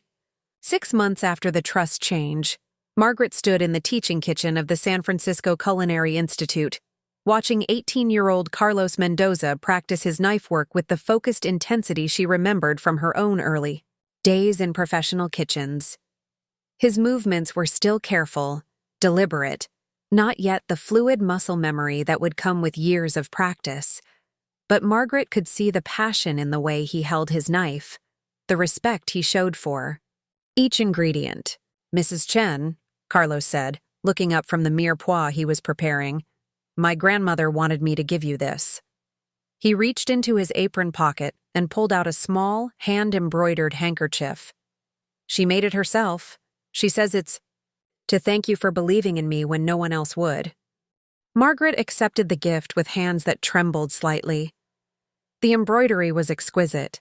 Tiny flowers and vines worked in silk thread that must have taken hours to complete. "Tell your grandmother it's beautiful. Tell her I'm honored. She wants to meet you someday," Carlos continued, "to thank you in person. She says you're an angel." Margaret smiled, thinking of the scared young woman she'd been 50 years ago, working 3 jobs and dreaming of opportunities that seemed impossibly out of reach. "I'm no angel, Carlos. I'm just someone who remembers what it feels like to need a chance." The Margaret Chen Culinary Excellence Fund had awarded its first 20 scholarships 3 months ago, and Margaret had insisted on personally meeting each recipient. She'd reviewed their essays, their financial statements, their letters of recommendation from teachers and employers who recognized their potential despite their circumstances. Each story resonated with her own journey. Young people from immigrant families, first-generation college students, kids who'd been working in restaurant kitchens since they were old enough to wash dishes. Today was graduation day for the first cohort of a 6-week intensive course in basic culinary techniques, a program Margaret had specifically designed and funded to give scholarship recipients a foundation in professional cooking before they entered formal culinary school. Watching these young chefs present their final dishes, she felt a satisfaction deeper than any business success she'd achieved. "You look proud," James Park said, appearing at her elbow with 2 cups of coffee. Over the past 6 months, his presence at these events had become natural, expected. Their relationship had evolved slowly, carefully, both of them understanding that they were building something on foundations of friendship that had taken decades to establish. "I am proud," Margaret said, accepting the coffee gratefully. "Look at them, James." 6 weeks ago, half of these kids had never touched a professional knife. Now they're preparing restaurant-quality dishes. James watched as Maria Santos, a 20-year-old from Oakland whose parents ran a taqueria, plated her pan-seared salmon with beurre blanc sauce. "She's got real talent," he observed. "They all do. That's what makes this so different from just giving away money. These kids aren't charity cases. They're investments in the future of our industry." The graduation ceremony was small and intimate, held in the Golden Phoenix's main dining room after the lunch service. Margaret had invited the scholarship recipients' families, creating an atmosphere that felt more like a family celebration than a formal event. She watched parents who'd worked multiple jobs to support their children's dreams, grandparents who'd sacrificed to help with tuition, younger siblings who looked at the graduates with awe and inspiration.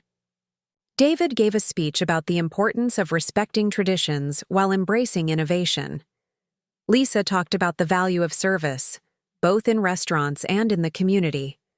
Tyler, now 9 years old and Margaret's unofficial assistant at these events, helped serve dessert with the serious concentration of someone who took his responsibilities seriously. "I want to say something," Margaret said when it was her turn to address the group. "When I started in this business, I thought success meant accumulating wealth and security for my family. I spent decades building something I hoped would last beyond my lifetime. What I've learned, especially recently, is that the most important legacy isn't what we leave behind. It's what we build up in others."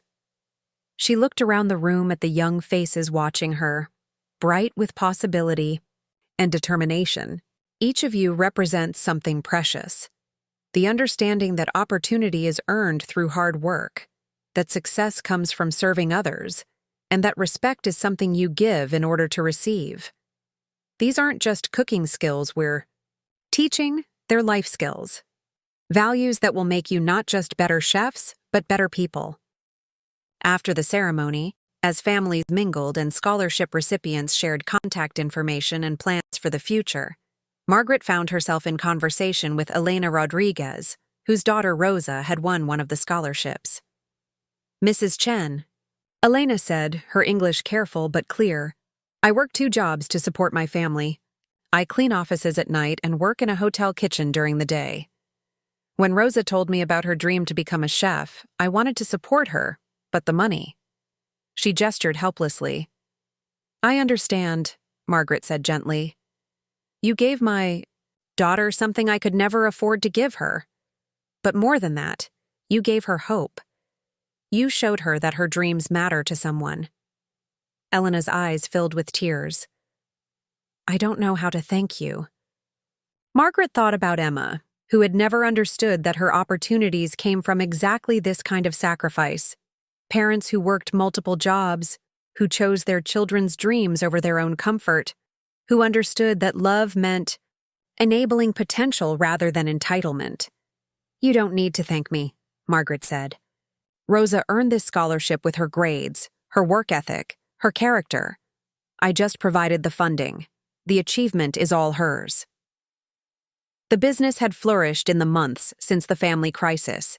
With Emma's inheritance redirected to the scholarship fund, Margaret and David had focused their energies on expansion and innovation. They'd opened a second location in Berkeley, specializing in farm-to-table cuisine that showcased local ingredients. David had hired 3 of the previous year's scholarship recipients as line cooks, creating a pathway from education to employment within the Golden Phoenix family. "Ma," David said as they reviewed the quarterly reports in Margaret's office, the following week. "The Berkeley location is exceeding projections by 15%, and we've got 3 more cities interested in franchise opportunities." Margaret nodded, but her attention was focused on a different set of numbers. "What about employee retention?" "Up 12% this year. The scholarship program is creating a pipeline of dedicated staff who understand our values from day 1. They're not just looking for jobs, they're building careers with us." This was what Margaret had hoped for. A business model that created opportunity rather than just profit, that treated employees as investments rather than expenses. The scholarship recipients brought not just skills, but gratitude, respect, and a work ethic born from understanding that their positions were gifts to be treasured rather than entitlements to be endured. Lisa had found her own peace with Margaret's decision. Her marriage to Roberto had strengthened as they worked together to teach their children lessons about respect, consequences, and the value of hard work. Tyler had become Margaret's shadow. At scholarship events, learning not just cooking techniques, but the deeper principles of service and humility. "Grandma," Tyler said one Saturday afternoon as they prepared vegetables for the evening service, "why doesn't Aunt Emma come to these events anymore?" Margaret had been expecting this question for months. Tyler was bright, observant, and old enough to notice that family gatherings had changed dramatically. Sometimes, Tyler, people make choices that hurt the people who love them. When that happens, there are consequences. What kind of choices? Margaret considered how to explain complex adult relationships to a 9-year-old. Your Aunt Emma forgot something very important, that family members should treat each other with respect and kindness. When someone forgets that, especially after being reminded many times, sometimes they lose the privilege of being part of the family. Tyler absorbed this information with the serious consideration he brought to most adult conversations. Is she sad? I don't know, sweetheart. I hope she is, because sadness might help her learn what she did wrong. But that's not our responsibility anymore.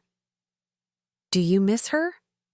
Margaret paused in her chopping, considering the question honestly. I miss the person I hoped she would become, but I don't miss the person she chose to be. James had become a steady presence in Margaret's life, their relationship deepening naturally from friendship into something more significant. He attended family dinners, helped with scholarship events, and provided the kind of emotional support that Margaret hadn't realized she'd been missing. Their romance, if it could be called that, was mature and comfortable, built on shared values and genuine affection rather than passion or neediness. I've been thinking, James said one evening as they walked along the marina after a particularly successful scholarship dinner. About us, about where this is going. Margaret felt a flutter of nervousness. At 72, she'd assumed that romantic relationships were behind her, that her focus should be on family legacy and business succession. I'm not asking for any big gestures or dramatic changes, James continued, but I'd like to know if you see a future where we're more than just business partners and friends. Margaret stopped walking and looked out at the bay, where the lights of Oakland twinkled across the dark water.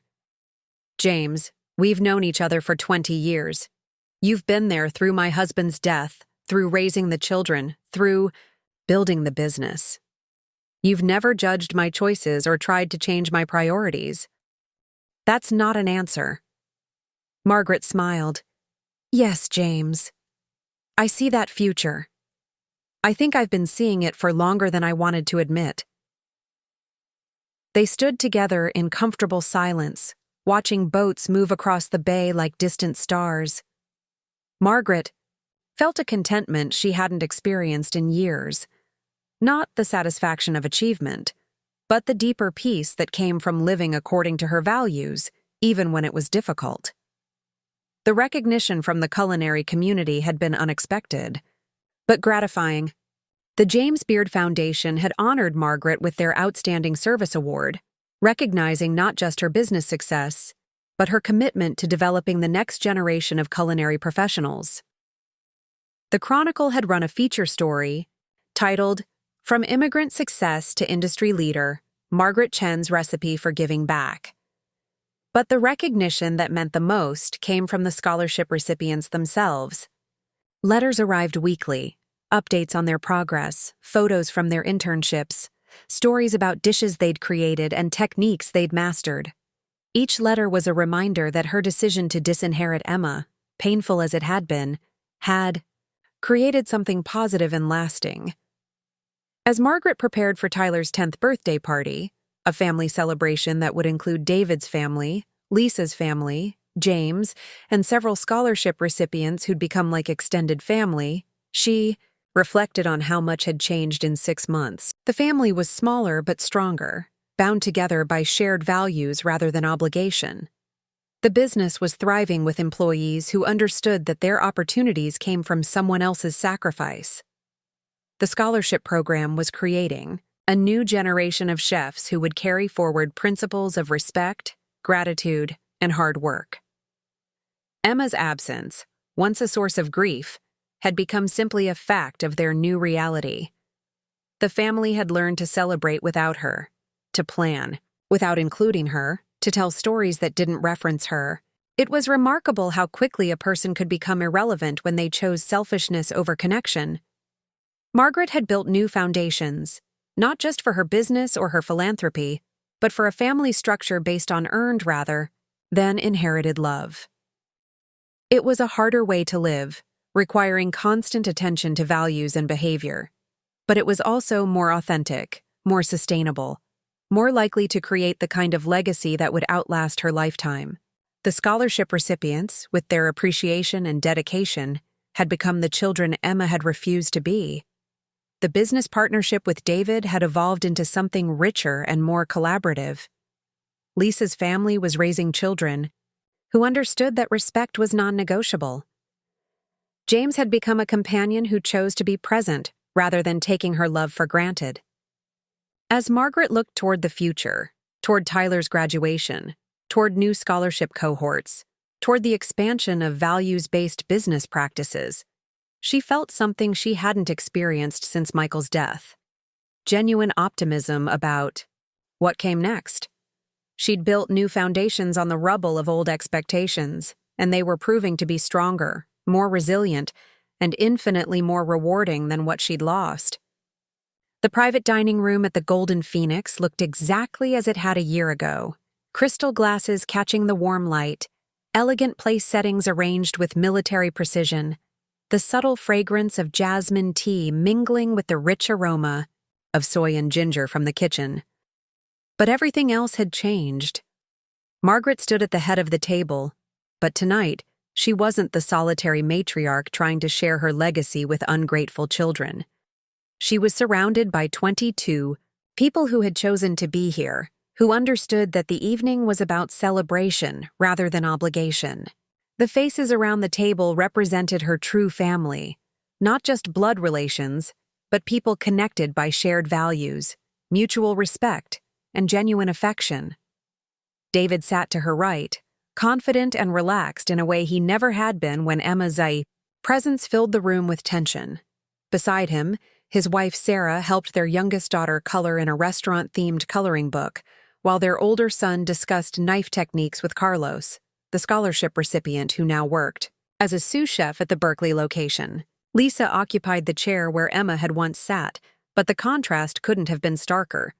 Where Emma had projected impatience and superiority, Lisa radiated contentment. Her promotion to senior nursing supervisor had brought financial stability and professional fulfillment. Roberto sat beside her, deep in conversation with Maria Santos about the small catering business Maria had started with her scholarship training and a microloan from the restaurant's Employee Development Fund. Tyler, now 10 years old and several inches taller, moved around the table with the practiced ease of someone who belonged in restaurant kitchens. He refilled water glasses and delivered messages between the dining room and kitchen with the serious professionalism that had become his trademark. Margaret watched him work, seeing in his careful attention to each guest's needs the values she'd hoped to instill in all her children. "Before we begin," Margaret said, raising her teacup, "I want to thank everyone for being here tonight. A year ago, I made one of the most difficult decisions of my life. I changed my estate planning to create the scholarship fund, and I lost a daughter in the process." The room grew quiet, but it was the comfortable silence of people who understood difficult truths rather than the awkward hush that had characterized family gatherings when Emma's behavior created constant tension. "What I've learned," Margaret continued, "is that family isn't just about shared DNA. It's about shared values. It's about people who choose to support each other, who show up when it matters, who understand that love requires respect to have meaning." She looked around the table at the scholarship recipients who'd become like adopted children, at James whose steady presence had evolved into something deeper than friendship, at her biological children who'd proven their character. When tested, tonight, we're celebrating the first anniversary of the scholarship program, but we're also celebrating something more important. We're celebrating what happens when people commit to treating each other with dignity and appreciation. Carlos stood up, his voice carrying the confidence that a year of professional training and mentorship had given him. "Mrs. Chen, all of us scholarship recipients wanted to say something together." The other young adults around the table rose as well. Maria from the Taqueria family, David from the restaurant dynasty in Chinatown, Rosa, whose mother cleaned offices at night, Ahmed, who'd immigrated from Somalia, Jennifer, whose single mother, worked 3 jobs. Together, they represented dozens of cultures, languages, and backgrounds, but they shared a common understanding of what Margaret's generosity had meant. A year ago, Carlos continued, we were students with dreams, but no clear path forward. We worked in kitchens, we saved every dollar, we applied for every scholarship we could find. Most of us had given up hope of ever affording culinary school. Maria stepped forward. You didn't just give us money, Mrs. Chen. You gave us belief in ourselves. You showed us that someone successful and respected saw potential in us. More than that, Rosa added, you taught us what success really means. Not just making money or getting recognition, but using what you achieve to lift up others. Ahmed nodded. In my culture, we have a saying, the best people are those who benefit others. You showed us how to be the best people. Margaret felt tears prick her eyes as she looked at these young adults who'd transformed from grateful scholarship recipients into confident professionals and, more importantly, into people who understood the responsibility that came with opportunity. David stood next, raising his glass. Ma, when you changed the trust, I was scared. Not about the money, but about what it meant for our family. I thought we were falling apart. He looked around the table. Instead, you helped us build something stronger. The restaurant business has never been more successful, but more than that, it's never been more meaningful.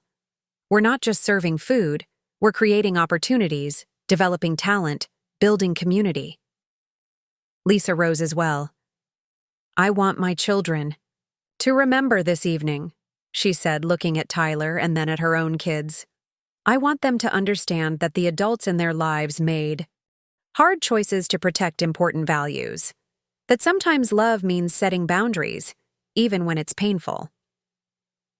The dinner service was flawless, but it felt effortless rather than performed.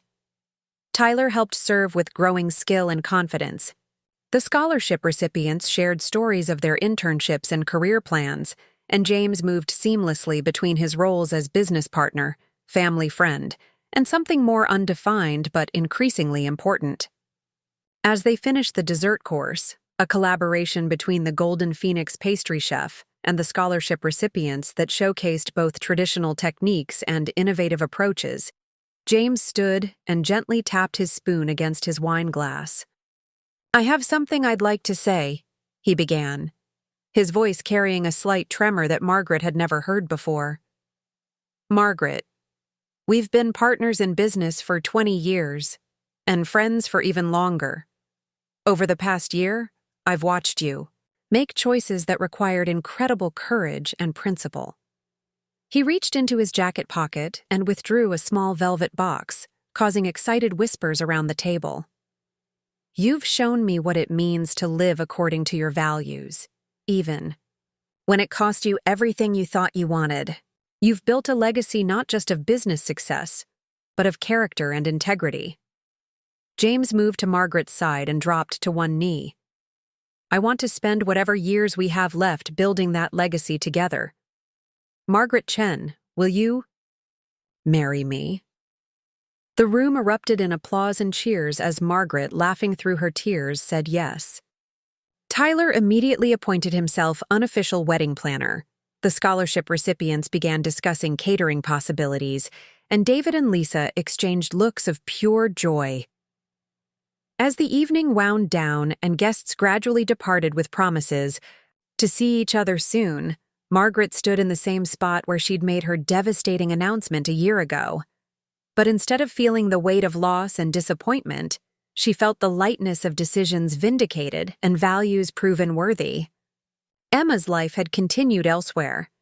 Margaret had heard through mutual acquaintances that she'd taken a position with a tech company in Austin, that she was dating someone new, that she seemed to be doing well professionally. Whether she'd learned anything from the experience remained unclear, but it was no longer Margaret's concern. Some people required the safety net to be removed before they learned to appreciate what they'd taken for granted, and others never learned at all. What mattered was the family Margaret had chosen and cultivated, The children who'd stood by her principles, the young adults who embodied those principles, the man who'd chosen to build a life with her based on shared values rather than convenience or obligation. As James helped her clear the last glasses from the table, Margaret reflected on the strange alchemy that had transformed her greatest loss into her most meaningful victory. She'd set out to protect her legacy, and had ended up discovering what legacy really meant: not the money you leave behind, but the values you instill, the opportunities you create, and the people you inspire to become better versions of themselves. The Golden Phoenix would continue to thrive, the scholarship program would grow and evolve, and somewhere in kitchens across the city, young chefs who understood the dignity of hard work and the importance of respect would be building their own legacies of service and excellence. Margaret had learned that the most important inheritance wasn't money, it was character. And character, unlike a trust fund, could never be taken away from those who truly deserved it. Up next, you've got 2 more standout stories right on your screen. If this one hit the mark, you won't want to pass these up. Just click and check them out. And don't forget to subscribe and turn on the notification bell so you don't miss any upload from us.